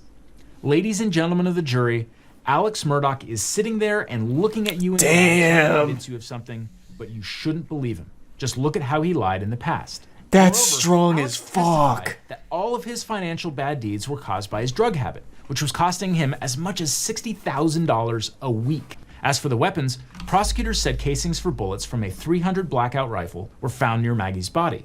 And the Murdaughs owned a rifle chambered in .300 Blackout, and the weapon is now missing. Alex also couldn't account for the clothing he was wearing on the day of the murders. His clothes had never been found. His mother's caregiver testified that after the murders, Alex tried to remind her about what he was wearing. I guess it's easy in hindsight, but I feel like even if I was in the court as this was unfolding, the second it came to that point, both of those in conjunction, I'd be like, well, he fucking did it. Oh, what kind of coincidence is that? Oh, so they were killed with 300 blackout rounds. Oh, you have a weapon with 300 blackout. That's a weird coincidence. Can you bring it in so we can just make sure like everything's, all good? Oh, it's missing. Well, what happened to it? Oh, you don't know. Oh. Okay, well, what about your clothes? Can we, like the clothes you were wearing on that night, maybe they picked up some forensic evidence from the real killers. Oh, you lost your clothes. Are you telling me a burglar came in the middle of the night while you were sleeping and took the fucking clothes off your back? Even your dirty goddamn undies, he took them? Oh. Like, what the fuck? This is outrageous. The speed of the jury's verdict, just 3 hours of deliberation Oh, after nice. a trial lasting a month and a half. That's a gold split. Speaks volumes. Yeah. The day after the verdict was read, Alex Murdaugh was sentenced to 2 consecutive life sentences for murdering his wife and son. What I want to talk about today is something extremely infuriating. So if you're in a good mood right now, I tell you, you better kiss that thing goodbye because there will be no happiness left after this topic. I've talked about for a while that TikTok has rotted the minds of all of its users and convinced them that they're the main characters of the entire world and everything that happens around them is just a prop that they can use to get views and clout on TikTok. And today I learned about an absolute piece of shit named Alex Bodger. Alex Bodger pulled a Logan Paul. You remember when Logan Paul filmed the dead body in the Japan suicide forest and tried to use it as like the subject of his video, like, whoa, that's a dead body. He killed himself. What the fuck is this? Like I'm still surprised Logan Paul didn't start slapping Maverick merch on the corpse. Like he was really playing into it and using it as if it was some kind of great thing for him for views as a viral video. Well, Alex Bodger took a play out of Logan Paul's playbook, but even amplified it. So the situation was, there was an argument that happened at a Starbucks. A father had asked a stranger to stop vaping near his 3-year-old daughter. The stranger got very upset and it escalated into a murder. He stabbed the father right in front of his daughter and he bled out and died right there at the Starbucks. Taking the life of an innocent father all because he asked you to stop vaping for a minute is horrifying. What an unhinged, evil monster. It's such a trivial thing. Just, hey bud, can you just stop vaping for just a minute or two? Like my daughter's right here and it's making us a bit uncomfortable. Like that, there was just no reason this should have ever escalated at all to begin with. Dude must have been vaping stupid juice. He threw his life away as well. He's going to spend the rest of his life in prison for this murder, as he should. Just an awful and sad situation, and it really does blow my mind reading stories like this, where someone kills over something so small. Like, there was just no reason to even be upset in the first place that this guy asked you to stop vaping. What's the big fucking deal? Just stop vaping for a couple of minutes. It makes no fucking sense to me. Now, where does Alex Bodger come into play? Well, Alex Bodger was nearby and saw the scuffle starting, and he immediately started filming it and caught the stabbing, at least the last part of it. So he walked over to watch the guy bleed out, and as he's bleeding out, he just keeps saying, "Man just got stabbed. He's dead, bro. He's dead." And then he's getting like multiple angles, like he was trying to film a fucking 360 video of this for TikTok. He makes no attempt at all to do anything helpful to the situation, like calling authorities or anything even remotely useful to trying to help at all. It's all just about his TikTok video for him. I clearly can't show you the video, it's very bloody and very disturbing, but I'll play the audio from when he walks over, and it only gets worse from here because he continues to film and he gets more and more excited that he just filmed the man's death. Man stabbed, bro, right here. Right here. This guy just stabbed this guy, man. This guy just stabbed him, bro. He's dead. He's dead. He's dead, bro. He's dead, bro. After filming his passing, he then turns the camera to himself to make a selfie vlog out of it, which is why we now have this infamous picture of Alex Bodger. He's doing the actual Twitch pog face with the dead, bloodied body right behind him. He couldn't stop himself from smiling and pretty much giggling. He was cheering on this death like he was at a fucking sports game. Such a chaos, Sonios. This motherfucker just died, bro. He just died, bro. Holy fuck. TikTok has just created an entire generation of absolutely fucking useless losers like Alex Bodger. Does nothing to help the situation and somehow uses a tragic murder as some kind of clout goblin scheme to make a viral video out of it. Now, luckily there is still some shred of hope for at least some TikTok users, because this guy got fucking dunked on so hard he deactivated all of his shit because everyone was bullying him for being this subhuman piece of shit that he is. So that's good at least. He even went back the next day in order to smoke a cigarette where this guy had been killed. Which is some real psychopath shit. I bet this guy really thought in his little smooth brain that this instance was going to be his ticket to the big time, the big leagues, the upper echelon of TikTok fame. He would be the guy that filmed the murder. I guess. Starbucks stabbing fam. So I'm walking down the road. I thought I see a street fight. I thought it was just a street fight, right? So I start running over there, I start videotaping. This guy actually just looks like he's cosplaying as a generic psychopath. I don't know how to explain it, but just by taking one look at him, I know he lives alone in an apartment and abuses his pets. He addresses the viewers as the Starbucks stabbing fam. I guess that's what he's trying to call his community, or lack thereof a community. It's pretty clear that he doesn't actually think this is a serious situation at all. This video is supposed to be like his defense, his side of the story, explaining it, you know, getting to the truth of it. You've all misunderstood me, and, you know, that kind of deal. But it's really not that at all. And at no point does he even address why he decided not to even try and help or call authorities or anything and just sit there and film. I really thought this was just going to be a standard cookie-cutter influencer apology video, complete with the fake tears true combo. But it's something very different.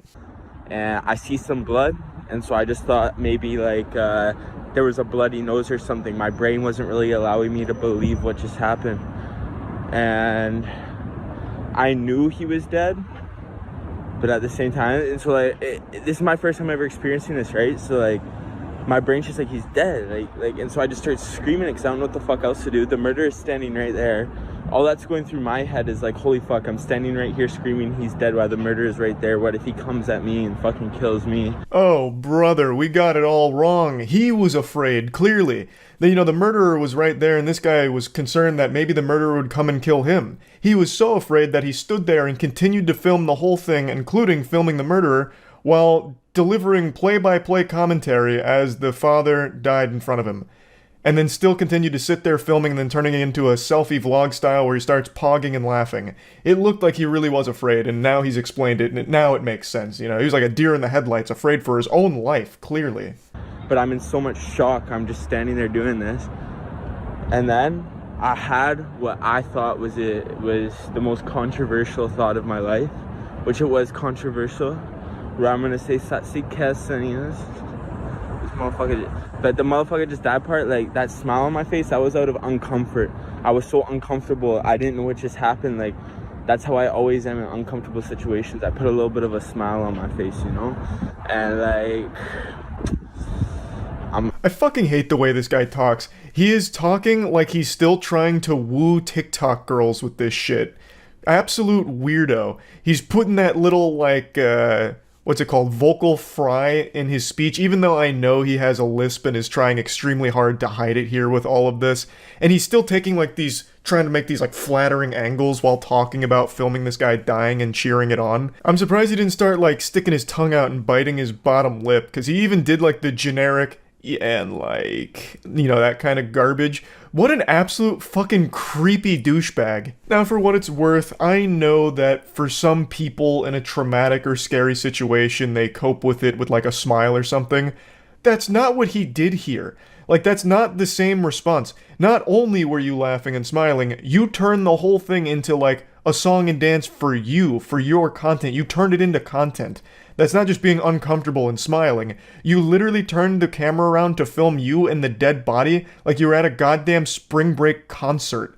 Like, it's not the same. Like, you can't even come close to making a convincing argument that, well, actually, I was just uncomfortable, which is why I was smiling and, you know, started vlogging. It's how I deal with trauma. I'm sorry for the people that it pissed off. I've been called by the homicide unit I shared my grief, like, yeah, like, this shit, it doesn't faze me too much, only because, like, I've seen, like, I'll just say human life, to me, the way I look at it, if I don't know you, is meaningless. It's meaningless. I'm just keeping it straight up, but, yeah, he's dead, what can we do now? What a totally normal person thing to say. Human life to me, if I don't know you, is meaningless. Oh, yeah, that's something not, you know, concerning to hear at all. That's not like a giant red flag. I'm also very curious where his brain was going when he said, like, it doesn't faze him too much because he's seen, and then he cut himself off. Also interesting that he contradicts himself, because he stated that he was, like, traumatized by the event, saying that every time he thinks about the situation, he gets a feeling in his chest of pure fear. But in this video, he's puffing out his chest and, you know, fucking spreading his lats like a bat, like he's such a big, strong man that this kind of thing doesn't faze him. So that's weird. What is it? Were you fazed by it, or does it not matter to you at all? And even in this video, said he shared his grief. Well, what grief? You already said you weren't really fazed by it, and since you didn't know the guy, his life had no meaning to you. So what the fuck are you talking about? I really feel like this guy has no actual human emotion whatsoever and is trying his best to put on some kind of show to prove he does, but it's very unsuccessful. The whole thing fucking sucks. This guy is an actual piece of shit, and it infuriated me, so I wanted to talk about it a little bit. Horrible, horrible situation, and that's really about it. So yeah. There is no documentary filmmaker on YouTube more talented than Oki. Every time he uploads, it's just like this wonderful event. So big, even my cat can't help but jump up here and watch some of his content with me. I think Oki's Weird Stories is one of the best channels on YouTube, and he recently uploaded another banger covering a story that I'm sure most people aren't familiar with, so I'm going to show you some clips from that. I am also going to put a link to his YouTube channel and Patreon in the description below. Go support him, please. I think he makes amazing content, and he's just such a great guy. He's super nice. Every time we've talked, he's been nothing but wholesome, and he's got these incredible ideas for the future of his channel, and I just can't wait to see them unfold. So definitely go check out his channel, and if you're feeling inclined to help him reach his goals, then check out his Patreon. It's all below. Millionaire and computer hacker Daniel Beckwith had dug an elaborate network of tunnels underneath his Bethesda home because he believed North Korea was planning a nuclear attack. What the fuck? His body was found after. Daniel Beckwith created a makeshift bunker and had another man help him dig tunnels underneath his Bethesda home. He kept Askia Kafra captive there, and in 2017, that home went up in flames. Jesus On September Christ, 10th, 2017, Askia Kafra died in an electrical fire while digging tunnels for a makeshift nuclear bunker underneath Daniel Beckwith's home. They struggled to navigate through Daniel Beckwith's home because of extreme amounts of debris and trash blocking the way. Before he succumbed to carbon monoxide sounds like poisoning, a 4chan Askia home. was only 2 steps away from almost certain safety, but the hoarding conditions of the home prevented him from making it out alive. The entire situation is unresolved. Askia Kafra. How is it unresolved? This sounds pretty cut and dry. The dude was one of those outrageously unhinged doomsday preppers, like probably a gang stalker as well, thinking the whole world's out to get him and everything's about to end. And he must have fucking snapped and ended up killing him. How the fuck could this be an unresolved case? I mean, I guess we're just at the beginning here, so this is all just like the intro, but to me, like off rip, this sounds like a pretty classic case of someone with one of those mental illnesses just losing control and ending up killing someone. At a young age, he displayed an aptitude. Hold on, I want to read that. That is some Reddit shit right there. I am a genius, AMA. Just read what I wrote. Just read what I wrote. I came off as sort of cut off. I can get a bit Sheldon-y. I scored the ceiling, IQ of 160 plus, standard deviation of 15. Usually, my IQ's usually been estimated in the 170s by my psychologist. Was this on like a Rick and Morty post or something? Jesus Christ. He was so cringe. Like he was like, "Oh, I'm just like, you know, these psycho, like smart, like serial killer type people. If I want to get into just the craziest thing he ever did, it was." Hold on, I don't want to read this. I mean, this is the kind of guy that would get made fun of on the board. Is this posted like as satire by him? I don't think so. If he's calling into a random phone show talking about this kind of shit. And I'm gonna use this air gun to like shoot this raccoon in a cage, and like, you know, this is crazy. Like this is like legit psycho behavior. Like One of the most psycho thing he ever did. Sure. One of the biggest indicators early on that someone's going to end up as some kind of serial killer is animal abuse, like the torturing of small animals and shit. That is a phenomenon that's been studied so many times, and there is a direct correlation between hurting animals when you're young and taking that to people down the line. That is like one of the most cut and dry correlations ever. Like he wanted to come across as this crazy psycho, and yet for some reason it still gets like dismissed genius. pretty often by law enforcement. You guys remember what was his name? Pushin Entertainment? I forgot how to say it now. He's the guy that would torture and kill cats on YouTube. He was a 15-year-old. That kid didn't go to jail. He got investigated. He's not in jail. And it's because they don't take it seriously. It's, oh, it's a kid, you know, it doesn't matter that he was torturing and killing the cats. He was a strange kid, and that's an understatement, but he had taken a video of himself taking a syringe and extracting synovial fluid from his knee joint, putting it into a shot glass or a small cup, and then drinking it. Yeah, this is his computer and his work area. Yeah, what so the this is fuck? basically me standing in the That's worse doorway than of Chris my Chan bedroom. taking a shot of his cum. Co-opted all of this Police officers then searched Damn, Daniel's those room. penis emails, Inside, though. they found a rifle, Worth it. the hood of a fire protection suit, several lockpicks, reverse-engineered ID cards, and keyloggers. They also found a list of social security numbers belonging to faculty members and students. It was the most filthy, disgusting room I've ever seen in my life. I mean, there was stuff everywhere. Daniel was arrested and formally charged with 5 counts of property damage, 2 counts of computer fraud, tampering with documents, and illegally possessing a firearm. After that, Daniel took to Reddit to do an Ask Me Anything titled, I'm a 22-year-old who is going to plead guilty to a felony computer hacking charge in 5 days. When someone asked, what did you do? He responded with, I launched a huge, multifaceted attack against my university for nothing but lulz, involving just about every attack God, what in a the book. fucking I made the loser. university's IT department look like damn fools. I mean, I guess pretty epic prank. Take that, university. Peak Redditor. I mean, this is some Reddit-ass shit. Daniel inherited $2.6 million after his mother's death. With that, he began to invest in Bitcoin, and he made a fortune. In a now deleted Reddit comment, shit. Daniel thanked the technology board on 4chan, G, for turning him onto Bitcoin as early as 2010. In a Reddit Ask Me Anything, I am still so fucking mad, and I can't believe this came up in, what was it? It must have been 2012, probably 2012. I've mentioned this a million times, and I mention it every time it gets brought up. There was a post on the front page of Reddit that said, I strongly urge you to get into Bitcoin, and then another one like, Bitcoin has just hit $100, and I, as well as pretty much everyone I knew, was like, that's stupid, that's fucking dumb, it's never going over 100, it's worthless, why would we ever do that? And I didn't put anything into it. God damn. So this was this seems about right, though. This seems like the kind of person that would actually put money into Bitcoin back then. You had to be out of your fucking mind to think it was a good idea. Jesus Christ. Just a random cringe-lord loser doomer on Reddit was one person that just happened to put money into that fucking Bitcoin post. And it paid off.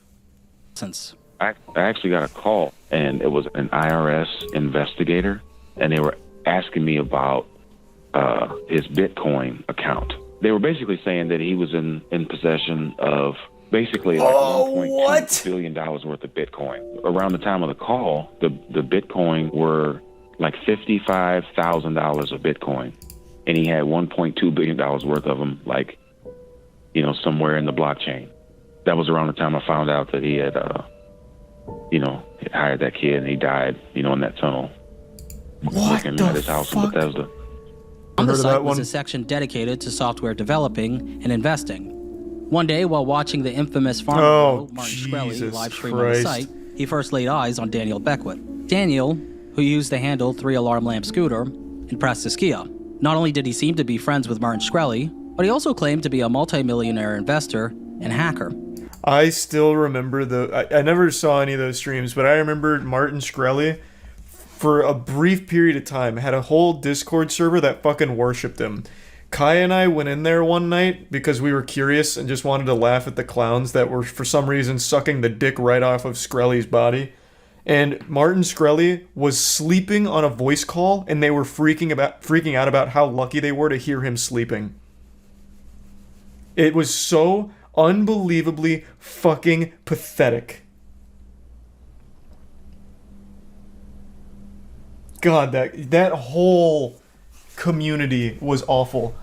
And when he did get arrested, I don't remember exactly what happened, but they were like, "No, this is outrageous. He didn't do anything wrong. What? Oh my God, this is blasphemous!" Fucking crying, losing their mind over it. It was a cult. Martin Shkreli's farmer bro. He's the guy that did like the 10,000% price hike on Fuck, what was it? What drug was it? I don't remember now. Insulin? Was it insulin? Yeah, I think it was insulin. And I remember him saying that, I thought it was kind of odd. Like, oh, interesting, this guy's a bunker. What do you have a bunker for? And I remember him saying, I've been building this for a while. It's just to keep myself protected and safe in case of a nuclear war or a nuclear disaster. With Daniel's fucking funding, huge they red bought flag. brand new tailored suits Wow. in preparation for their meeting with the Teal Fellowship manager. All they had to do was make it to the meeting on time and make a great pitch.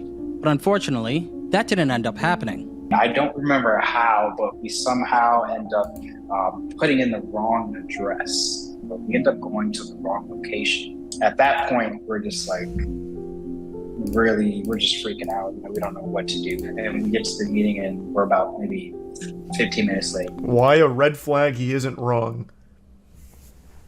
Is that bait? Hey, excuse me. I've got to go back down to my bunker for my canned food just in case of a nuclear war breaking out real quick. Are you serious? That has to be bait. That's like actual gang stalking behavior. There's nothing wrong with being prepared. I think there's a level to it. When you're building an underground network of tunnels and a bunker because you're afraid of a nuclear war going down at any minute, that is a mental illness. I'd literally... Oh my God. I can't tell what's bait and what's not. I don't think that's crazy. There's nothing wrong with being generally anxious about things. I have a flying phobia. It's irrational, and I recognize that, but it's a phobia, right? I think that's totally fine to be like, I have a fear of nuclear bombs going off at some point. But then it has to be this barrier, like this filter in your mind where it's like, that is a little irrational. Maybe I shouldn't build a fucking multi-million-dollar bunker because I'm afraid of this disaster happening. And maybe I shouldn't be wearing a bulletproof vest anytime I'm out in public. It's not crazy at all. Do you go outside in a bulletproof vest every day? Might be multi-purpose bunkers also work for general apocalypse scenarios. What in the world is wrong with you? What do you mean? There is a problem when your entire life is revolving around a fear. So much so that you're building a bunker to avoid the imaginary boogeyman of an apocalyptic scenario unfolding where you need this bunker to be the last human being on Earth with your canned food and prepping and wearing a bulletproof vest anytime you're out in public. That's not even a hot take. That is a problem. I get shit for being afraid of going on a plane, and rightfully so. I get that it's irrational.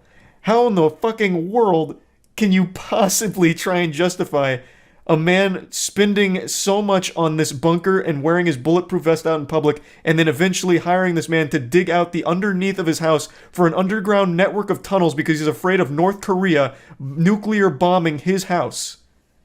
That is like schizophrenic behavior. That goes above gang stalking. He asked me to stop the car and he jumped out the car and went by somebody. He came home afterwards, But you see, you also, as a father, you have to be careful that you run off a child permanently. Many things I told him, he would rebut it and tell me Beckwith was competent at that, Beckwith was competent at that. It was like Beckwith was a Superman. It was so... It's crazy what you can ignore when you have that much respect for someone. I remember definitely the first time around, I just started screaming to all the neighbors, you know, help, help, fire, fire. What were you thinking was going to happen to him at that point? I was hoping he'd either run out there or he'd go out the back window. This big window Big here. window there, or the window well. Well, this one's got bars on it. Well, that's not the window. Yeah, that one does have bars on it on the side. I don't think he could get out there. That doesn't He have put bars on his. Well, of course he put bars on his windows. He's got a fucking bunker and tunnel system And then there's that window for well on nuclear front of the war. house. I thought he also could have got out Of course, there. he barred his windows. Well, preferably, he would have just gone down into the tunnels and gone out the backyard. Why didn't he do the obvious? Come to my voice. I am on the safe side of the basement. There's not much smoke on my side. There was a door there. He indicated that he went. Yeah, I mean, it was. I think this is absolutely so a murder. Why wasn't it possible? I completely agree with the dad here. Daniel said that he tried to get inside the house to save Askia a total of 4 times, but that he was driven back by the overwhelming heat. During his attempts to enter the house, he said that he removed a propane tank, gas cans, and other combustibles. On the way out, you told me originally that you took a couple of gas cans. Yeah, but I never found those. Well, one was supposed to be in the front yard and the other was on the side. Okay, so I didn't get that. So somebody might have walked off with them. Jeez. Okay. I'm no expert here, but this looks like some absolutely fucking terrible acting that I'd see in like a bad Hulu original like The Grim Cuddy. What? Someone must have walked off with one of the gas cans that I was put in the front yard? Jeez. He said that I will say, and before we continue, people are asking, well, why would he kill him?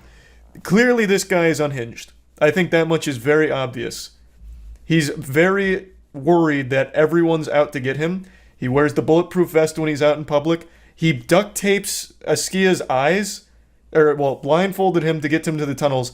Duct tapes his eyes so that way he's blind when he goes outside for fresh air because he's afraid Askia may turn on him at some point and tell people where his bunker is. So I think what may have happened is he got this fucked up idea that Askia was plotting to reveal his location or turn against him, and he killed him for it. That would be my guess.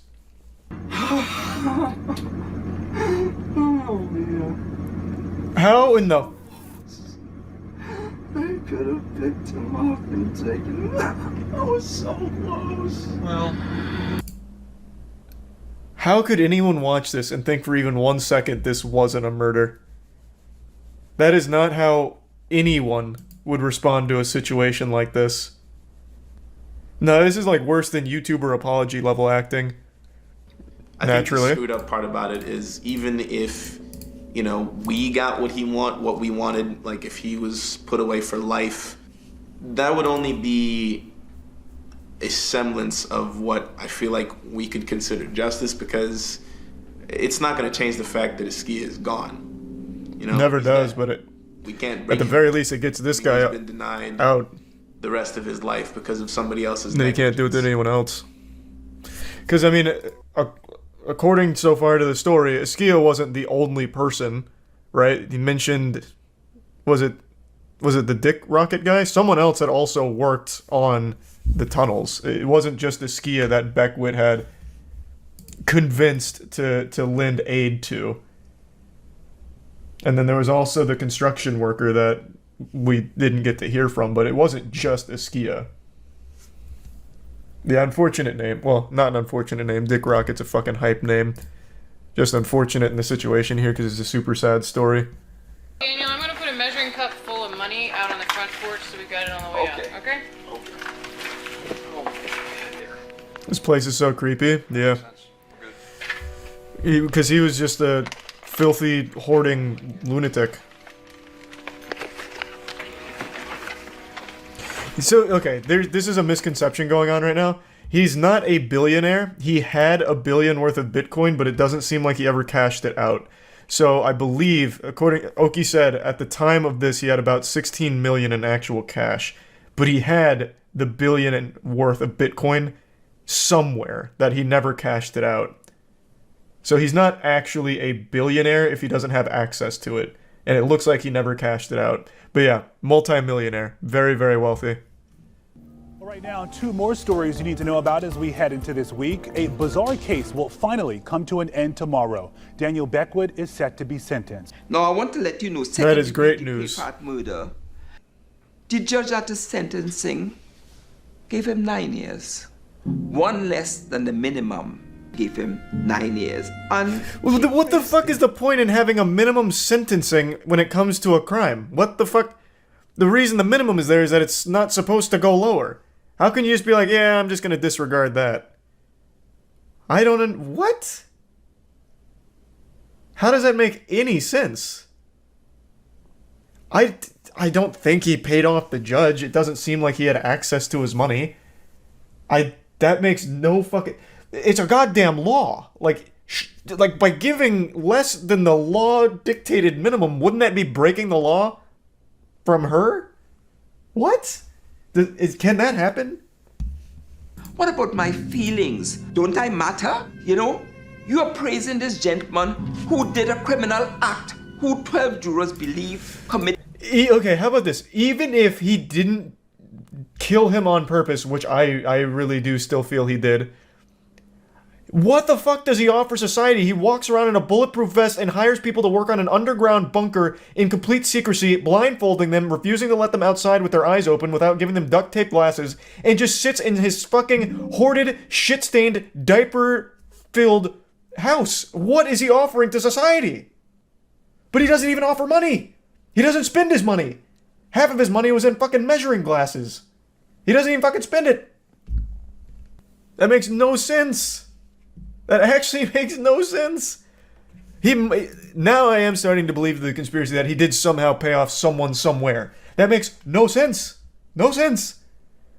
Even if, again, you don't find him guilty of killing on purpose, or what was he charged with? The depraved heart manslaughter? I'm getting charges mixed up. Even if you don't find him guilty of that, saying that he has a lot to offer society, so I'm not going to give him the minimum. But he, for the last fucking 20 years, has done nothing but live in a hoarder's house and build an underground network of tunnels because he's afraid of a nuclear fallout. Jesus Christ. But I'm starting to believe more in the briberies thing. Because, again, he had tons of money. He never spent any of his money. Maybe he dumped it all at once into this. Why was Daniel able to enter the basement several times during the fire and roam freely enough to remove gas canisters? That's a great fucking question. I also don't understand why Daniel told him to escape through windows, which mostly had steel bars on them. And that's what the father instead mentioned. Of directing Askia safely to one of the doors that he testified he had used repeatedly. I don't know, it was probably like years later that it really hit me that I'm not gonna see. What a great fucking point here. I actually didn't even think about this one. Because he did confirm he went down there multiple times.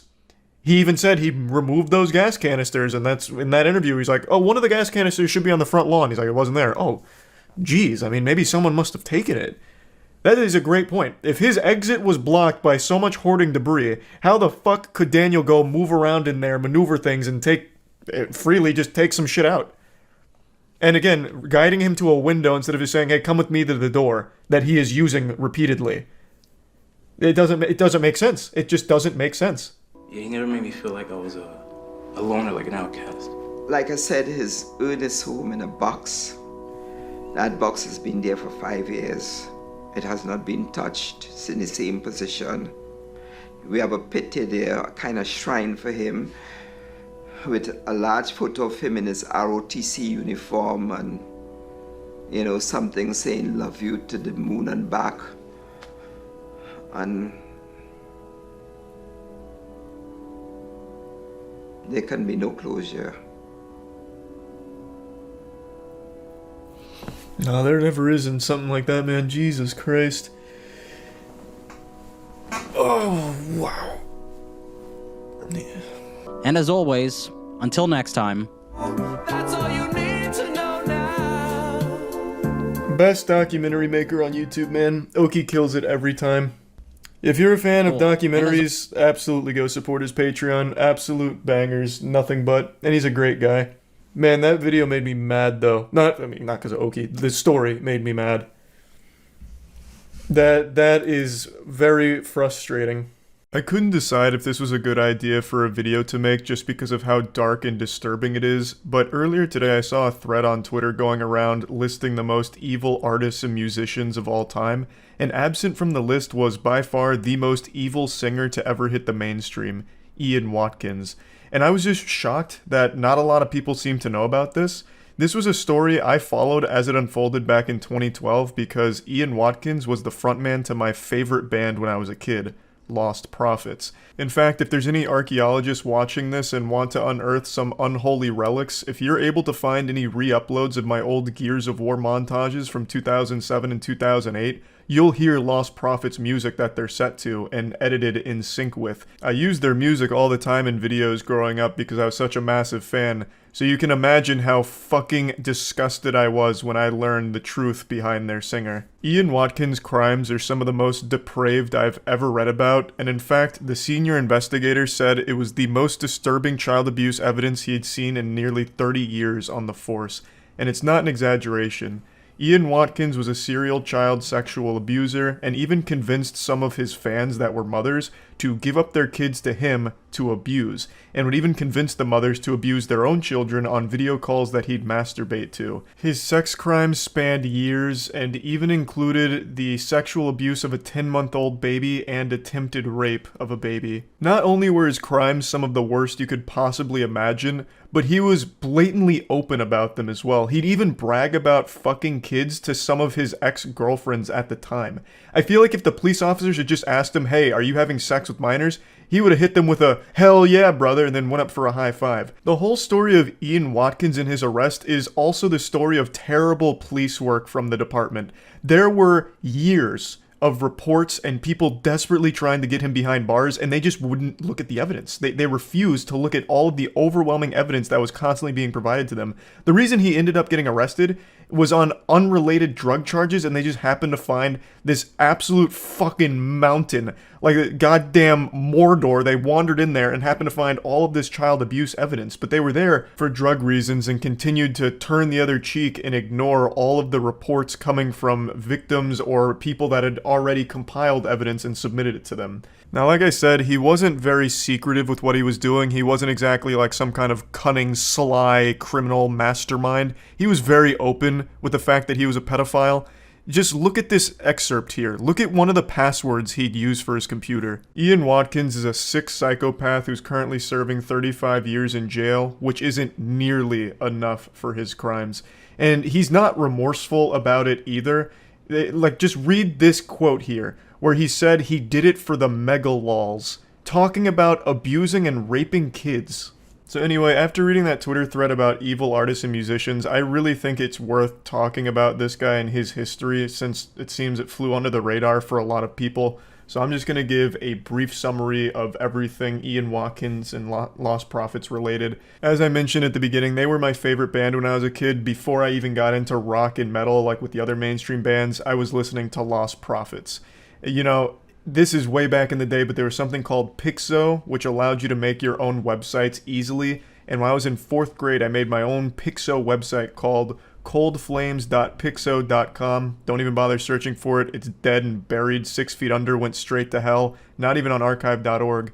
But on my Penguinz0 website, the very first thing that would happen when you went there is the music video for Lost Prophets' Rooftop song would play. That's right, I was like an early adopter of the K-pop stan culture where they just spam music videos everywhere to farm views for them. That's what I did for Lost Prophets on my website.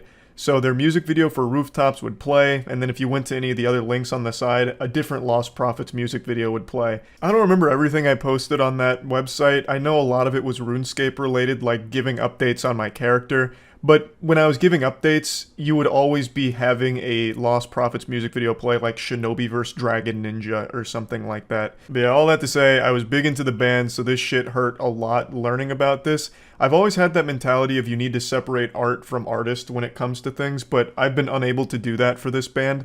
They were my favorite band when I was a young kid.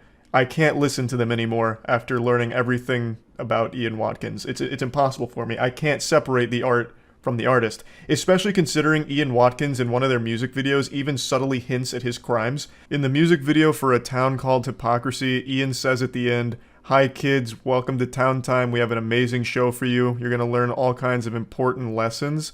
And in hindsight, it's pretty clear what he was like saying here, knowing his history and what was actually going on behind the scenes, and it's so fucked up. Now let's get into the actual timeline as well as history of Ian Watkins and the band. I'm not going to be showing much footage at all here. I'm mainly just going to be telling the story. It just doesn't really sit right with me to show anything from them. Knowing what we know now about Ian Watkins, it just feels fucking weird and yucky. However, there is a great breakdown of this whole situation from a channel called Gamers0 and they do show footage from the band as well as interviews of Ian Watkins, and they do a great job with it, so I recommend checking that out if you're interested in seeing more from the group as well as Ian and who he was as a person. But for me, I'm not going to be showing any of it, so let's get into it. Ian Watkins was the stepson of a Baptist minister and was an honor roll student. He basically fucking straight A'd his whole career as a student, graduated with honors from the University of Wales, and then in 1997 formed the Lost Prophets. They saw moderate success with their first album called The Fake Sound of Progress, but it was in 2004 with their follow-up album, Start Something, that they really broke into the mainstream spotlight. They sold 2.5 million copies and were propelled into stardom. They had their music videos on MTV. They even had Last Train Home on the soundtrack to NFL Street, which was a great game. NFL Street had a fucking wild soundtrack, but yeah, they were there. They were everywhere. Montages, back when Halo 2 montages were just starting to get their feet, Lost Prophets really took it by storm. They were a mainstream success, pretty much overnight with Start Something. With all the success came a lot of fans, many of which were underage girls that Ian Watkins would invite backstage after gigs. And from a couple of sources I've read, there were even rumors circulating around this time from media outlets that noted that there were minors backstage at these concerts around Ian Watkins, which made them uncomfortable, but they didn't really report on it or do anything on it, so I think that's a big fucking blunder from them. That is absolutely something that I think they should have raised an eyebrow with and looked into a bit deeper, but regardless. 2004, they had Start Something, they were blowing up. Ian Watkins was already abusing his status and starting to bring underage girls backstage. Then around 2008, he started getting addicted to hard drugs like crystal meth and cocaine. There was even a Music Insider that revealed more information to the depravity that was happening behind the scenes. They really blew the lid off the case of what was exactly going on back there. One of Ian Watkins' exes gave an extremely in-depth explanation for all of the awful shit that he was doing and interested in, from child pornography to bestiality to him believing he was invincible and untouchable. Her name is Joanne, and she spent years gathering evidence against Ian Watkins in order to get the authorities to take him in, investigate, and arrest him, but was ignored at every possible turn. I think Gamers0 video does the best concise breakdown of the timeline here, so I'm just going to play a short clip from it before getting a little more in depth. But did find it strange that there were so many young girls around the band that often. Joanne began receiving disturbing text messages from Watkins in 2008, following an incident in a video discovered by the police, in which the two are having sex, and Watkins is heard to tell Joanne that he can't wait to get you pregnant so they would have a child to abuse. Joanne then received a text message from Watkins in 2008, in which he bragged to Joanne that he had sex with multiple underage girls. Joanne, disgusted by this, went to the police immediately that same day, but unfortunately this would be the first of many instances in which Joanne was ignored. It is worth noting that she did also say some horrible things to Ian. However, her side of the story is she was trying to gather as much evidence against him as possible to submit to the authorities to trap him and bring him to justice. So I think that's worth bringing up. She went to the police multiple times with her phone and laptop and asked them to look into it. Here's all the evidence, now please use it. And they never did. I don't know what their excuse was for not investigating further. Maybe because she was a sex worker for a time, so they didn't take her seriously, but they just wrote her off as an angry ex. Ian Watkins would regularly brag to her about having sex with kids. He would even send her images of actual, sexual abuse of children, and they just never took it seriously. At least, not until Ian Watkins was actually arrested, and then they launched a massive investigation and arrested Joanne for possession of those images that Ian sent her. So she got arrested for the possession of the evidence she was gathering for the authorities who just weren't doing their job here. She was eventually cleared of these charges, but still, just an awful situation all around. He could have been stopped much, much earlier if the authorities had bothered to look into it even slightly. Because, like I said, he wasn't really hiding anything. There were a lot of rumors dating as far back to 2004 about some of the awful shit he was doing. Like, they could have just done the bare minimum and gotten this guy way before 2012. You know, in that time, how many more victims were there, you have to wonder. It also wasn't just Joanne that was submitting all of this evidence or making all of these claims against Ian Watkins. There were a lot of different people that came forward. For example, an Australian woman told police that Watkins was a child abuser and drug abuser. Her email even concluded saying, "Do not disregard this as it's serious." Nothing happened. There was other complaints, including intelligence reports about Watkins' drug use and sexual interest in kids that kept getting submitted to the South Wales Police Department that didn't get investigated. In March 2012, a woman even told police that Watkins may have sexually assaulted an 11-month-old boy, and then even described images that could be found on his computer if they searched. But they didn't search. Now, I'm going to look into the case just a bit, but I'm not going to go that deep because it's way too gross to talk about. It's so bad, in fact, that the judge that sentenced Ian Watkins, as well as the two mothers I mentioned at the start of the video that abused their kids for him, he said this: "Those who have appeared in these courts at the bar or on the bench over many years see and hear a large number of horrific cases. This case, however, breaks new ground. What you three did plumbed new depths of depravity." The full sentencing remarks can be found online, but I don't encourage anyone out there to read them because they will make you sick to your stomach. You will absolutely fucking puke. It'll ruin your whole day trying to read this. I'm only going to read a couple and bits and pieces of them. I can't read half of this shit. It's so fucking painful to even say. I'm only going to do a couple here, just to give you an idea of how bad this guy was. This isn't even the whole thing. So here, count 18 dates back to March 2007. You met after a Lost Prophets concert when she was a 16-year-old virgin. The prospect of taking her virginity excited you. You got her to dress in a schoolgirl's outfit and you videoed her and you having oral, vaginal, and anal sex. You asked her whether she enjoyed being your underage slut. At the end, you urinated over her face and told her to drink it. That gives you some insight into your attitude to young females at the time. Over 5 years before counts relating to count 19 dates back to August 2008. The girl was another fan, age 16. You videoed her having oral sex with you, and she is seen snorting white powder, which you told her was cocaine. This next part, I think, is going to be one of the most disturbing things you'll probably ever hear. This is in regards to the mothers, to one of them in particular. But you were a mother. Your infant was only 10 months old. A mother naturally loves, protects, shields, nurtures, and cherishes. Your infant would have trusted you implicitly. You betrayed that trust. What did you do? You had a detailed discussion with Watkins about the sexual acts to which the two of you were going to subject your infant. That's as far as I'm going to read, because then it goes into detail about what happened with Watkins, the mother, and that baby. And there is a video of it where they are sexually abusing a 10-month-old baby. And it's described in detail in the sentencing remarks. It is horrific. And this isn't all of it. Like, these were only 3 counts that I just read to you. It goes on and on and on. I think Ian Watkins is the biggest monster to have ever existed in any capacity as a celebrity or a singer, and just one of the most depraved individuals I've ever read about. They talk about the child pornography images and videos he has with kids aged 2 to 12. It's like an endless amount of the worst things you could possibly imagine. So yeah, I think the answer to who is the most evil artist or musician of all time is Ian Watkins. There's a long list of horribly fucked up celebrities out there, and I think Ian Watkins is somewhere towards the top of that list. That's about it. So yeah.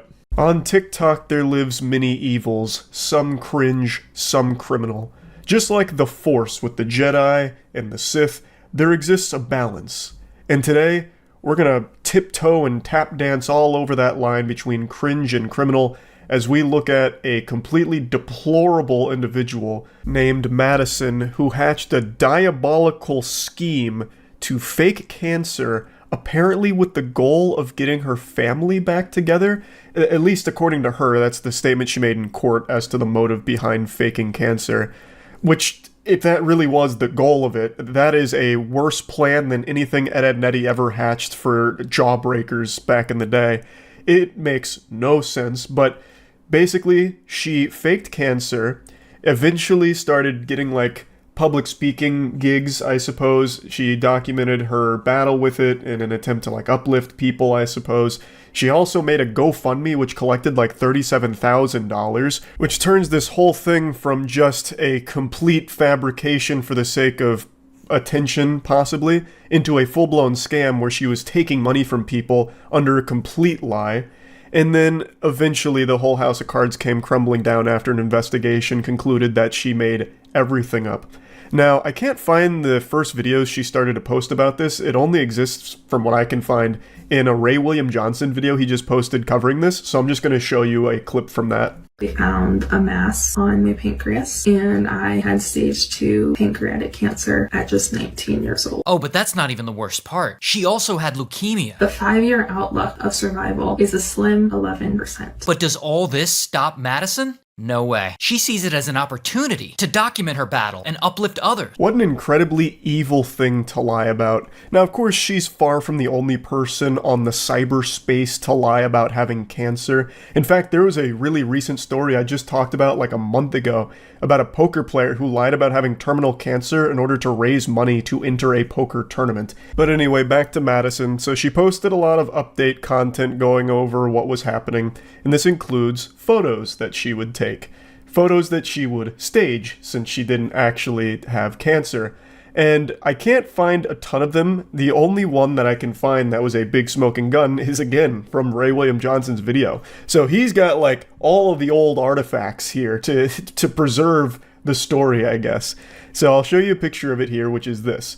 And a lot of medical professionals saw this and noticed that there was some very fishy shit going on here. It was starting to raise some red flags, sound the alarm bells that, this may not be a case of her having cancer, but instead an undiagnosed case of terminal clout disease. God rest her soul.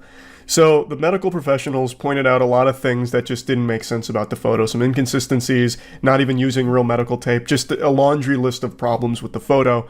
And anonymously reported it as suspicious. It got the attention of the Eldridge Police Department, and they conducted an investigation, eventually subpoenaed for medical records from Madison, and found that she'd never been diagnosed with any kind of cancer or tumor from any medical facilities. So it turns out her cancer diagnosis is about as real as Goatman, which is to say, not real at all.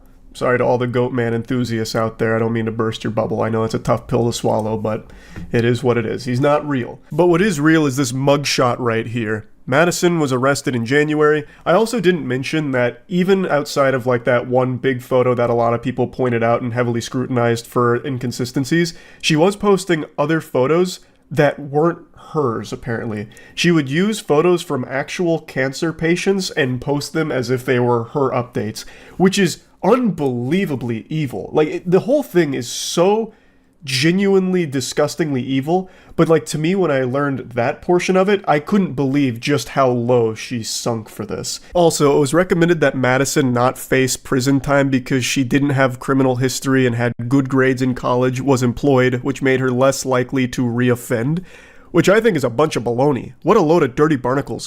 What do her good grades in college have to do with anything here and her ability to lie about having cancer again? No, she'll never do this again. Wait, look at her report card. She has an A in kinesiology.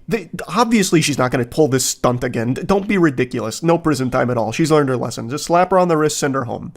So, someone spoke up about that. Her name is Rhonda Miles, and she runs a pancreatic cancer foundation in Nashville, and they actually donated to Madison and testified at the hearing.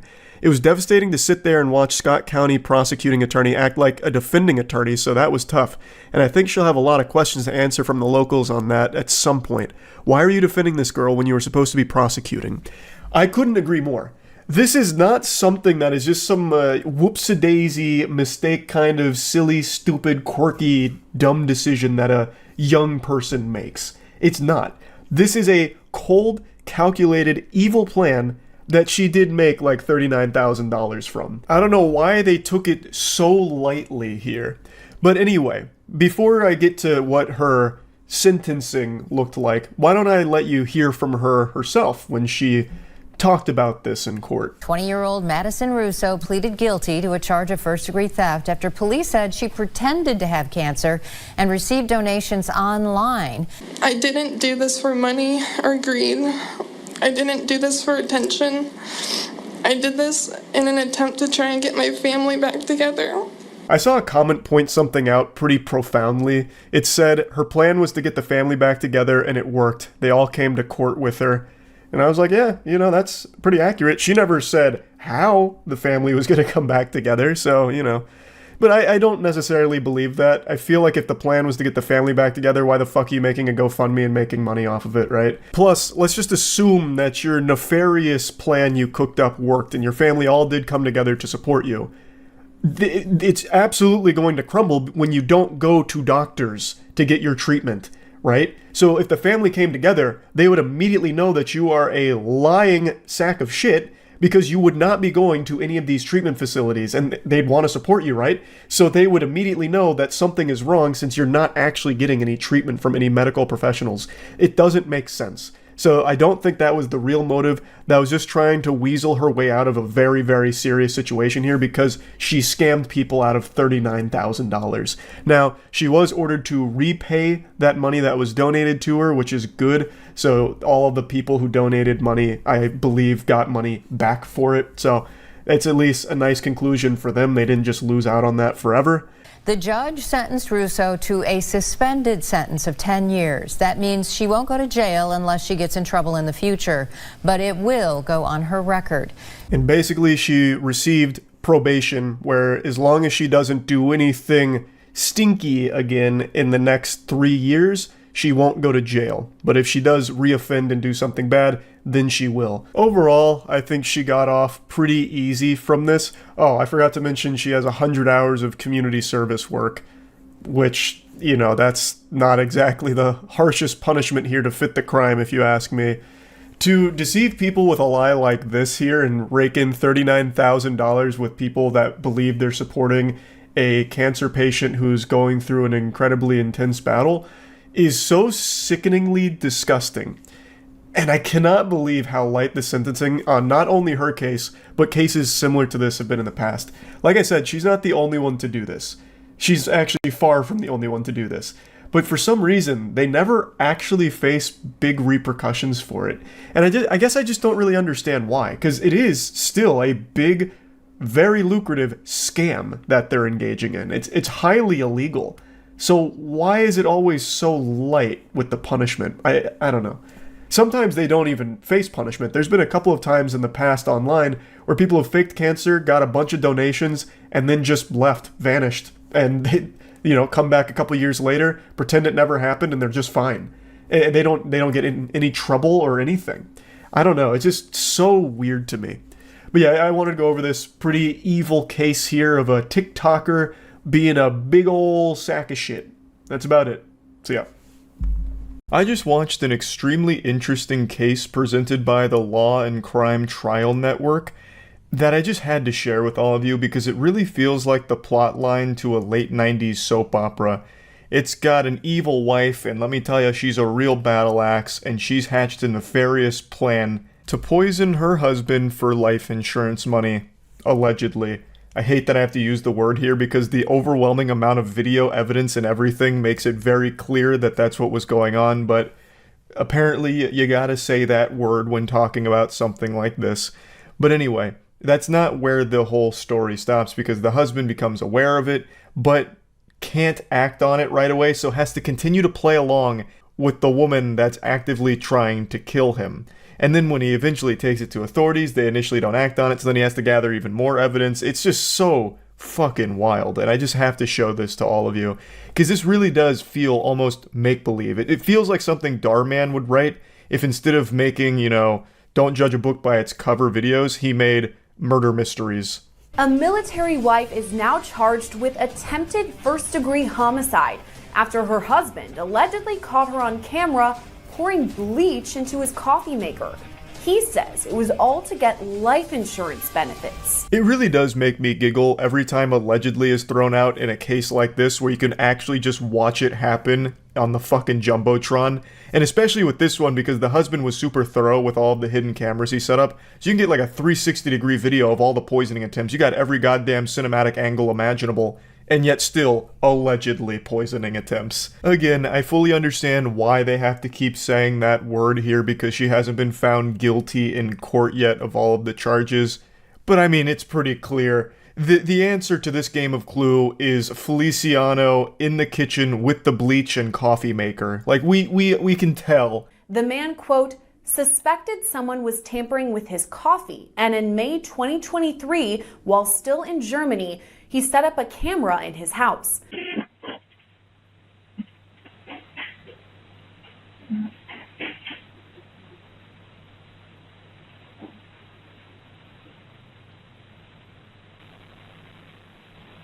The husband alleged his wife used bleach as a form of poison, storing the chemical under the sink. This is one of many videos that capture her pouring bleach into his coffee pot. So he became alert to something a bit off about his coffee and suspected tampering with it. And I imagine he was able to taste something was wrong immediately. Bleach is like one of the most agitating chemicals you can ever fucking ingest. Like, coffee is not going to disguise it. It's not like the perfect Trojan horse to deliver bleach into your system. You'd probably take a single sip and immediately go, pooey, yucko, wow, like, ouch. That doesn't taste like coffee, it tastes like fucking poison. You would have better luck shitting into his coffee pot and hoping he doesn't notice. There's at least a chance coffee can mask poop, but not bleach. Like, even if you have no taste buds, you would probably feel something is wrong with your coffee with bleach being mixed into it. So, immediately, I imagine, he was tipped off that something was very awry here. So he set up the camera. I don't know if he immediately suspected it was his wife. Maybe he thought there was some kind of like burglar coming in to fuck with him and pour bleach into his coffee pot or something. I don't know if he immediately started to point fingers at his wife. I imagine he probably did because, I mean, who the fuck else is going to break in there and pour coffee or pour bleach into the coffee? Unless it's like the Tooth Fairy out for revenge or something. So I don't know how surprised he was to see that, but I still imagine that that was traumatizing to know that the person that you are married to, the person that is the most important person in your life, is actively trying to kill you. Court documents state that at the time, during May 2023, the husband, quote, stopped drinking the coffee but continued to pretend to drink it as he did not want to make a report of this while in Germany. He said he knew his wife would continue poisoning him and wanted to submit a report while in the US. This is such an interesting conundrum. So he didn't want to make the report while in Germany and continues to fake drink the coffee, playing a game of pretend here, and then also, I assume, pretending that everything's okay in the marriage between them, even though he knows in the back of his head his fucking wife is trying to kill him. And his wife doesn't know that he knows, so she continues to make attempts to poison him. When I try and picture this situation in my head, I immediately just start thinking about the movie Mr. and Mrs. Smith, but without, like, the guns. So instead of, like, dumping lead at each other, shooting at each other, it's his wife really insisting on trying the coffee. A new recipe, perhaps. So, and he's just like, oh, this is good, very good, but he knows. 1 month later, in late June, the family returned to the United States and was stationed at an Air Force base in Tucson, Arizona. At that point, additional cameras were set up. Video captures Feliciano Johnson pour something into the coffee pot and look over her shoulder to see if anyone is watching. By early July, her husband reported his findings to the Tucson Police Department. So this ruse continued for over a month, with the husband pretending to keep drinking the coffee, giving his best Oscar-winning acting performance. Honey, this coffee is so good. Wow, delectable. Rubbing his tummy, all of that. I also can't help but wonder if he tried to, like, mess with her a little bit. Not trying to poison her, obviously, but, like, make her believe that the poison was working. Like, did he start faking a sickness or something? Did he start, making it seem as though he was falling ill in order to see how she'd respond? Like, he just, puts a thermometer in his mouth and he's, like, looking real pale and he's like, oh, babe, I don't know what's going on. I'm not feeling too good. Making a bunch of like coughing noises to see how she reacts to it, to try and catch her with like joy in her eye that her plan is working. Or if he just simply kept drinking this, or pretending to drink the coffee, and his wife must have thought that he was fucking immortal, just legitimately immune to poison. Which is a pretty scary thought and pretty concerning considering he lived with her and went through this for over a month now with someone actively trying to murder him. And if she really thought that bleach had no effect on him, like he was just built different, bleach doesn't work, I just would be worried that she'd try other things that maybe he didn't pick up on, or wouldn't have picked up on if it continued, you know what I mean? But anyway, he gathered all this evidence and then he brought it to the authorities. Showed the officers at the front desk the video, but since you could not clearly see what she was pouring into the coffee maker, the report was taken with no follow-up. At that point, he purchased additional cameras disguised as fire alarms. He set them up in the laundry room and in the kitchen area where the coffee maker was located. So it wasn't actionable evidence because they couldn't clearly see what she was pouring into the coffee maker. So the guy says, all right, fuck it, check this out then. You need more? I got you with more. So he sets up a ton of cameras, gets every possible angle here. He's got so many cameras set up, he could probably render his whole house in VR with this kind of setup. So he's got everything covered. Now you can clearly see that she's pouring bleach into the coffee maker in certain videos. And he even goes a step further by conducting his own at-home experiments to confirm his theory.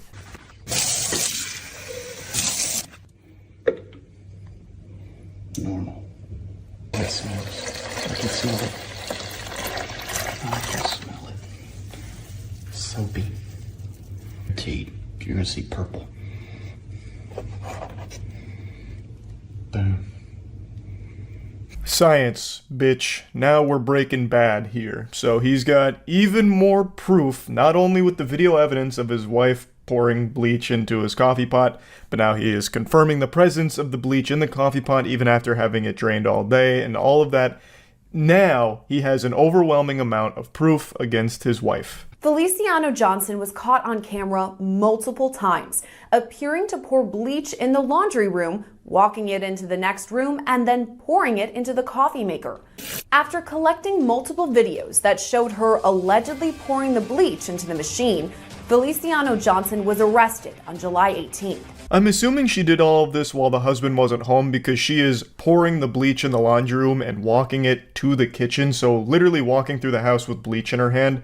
If the husband ever saw that, she would immediately know that he would know that something is really fucking foul going on here.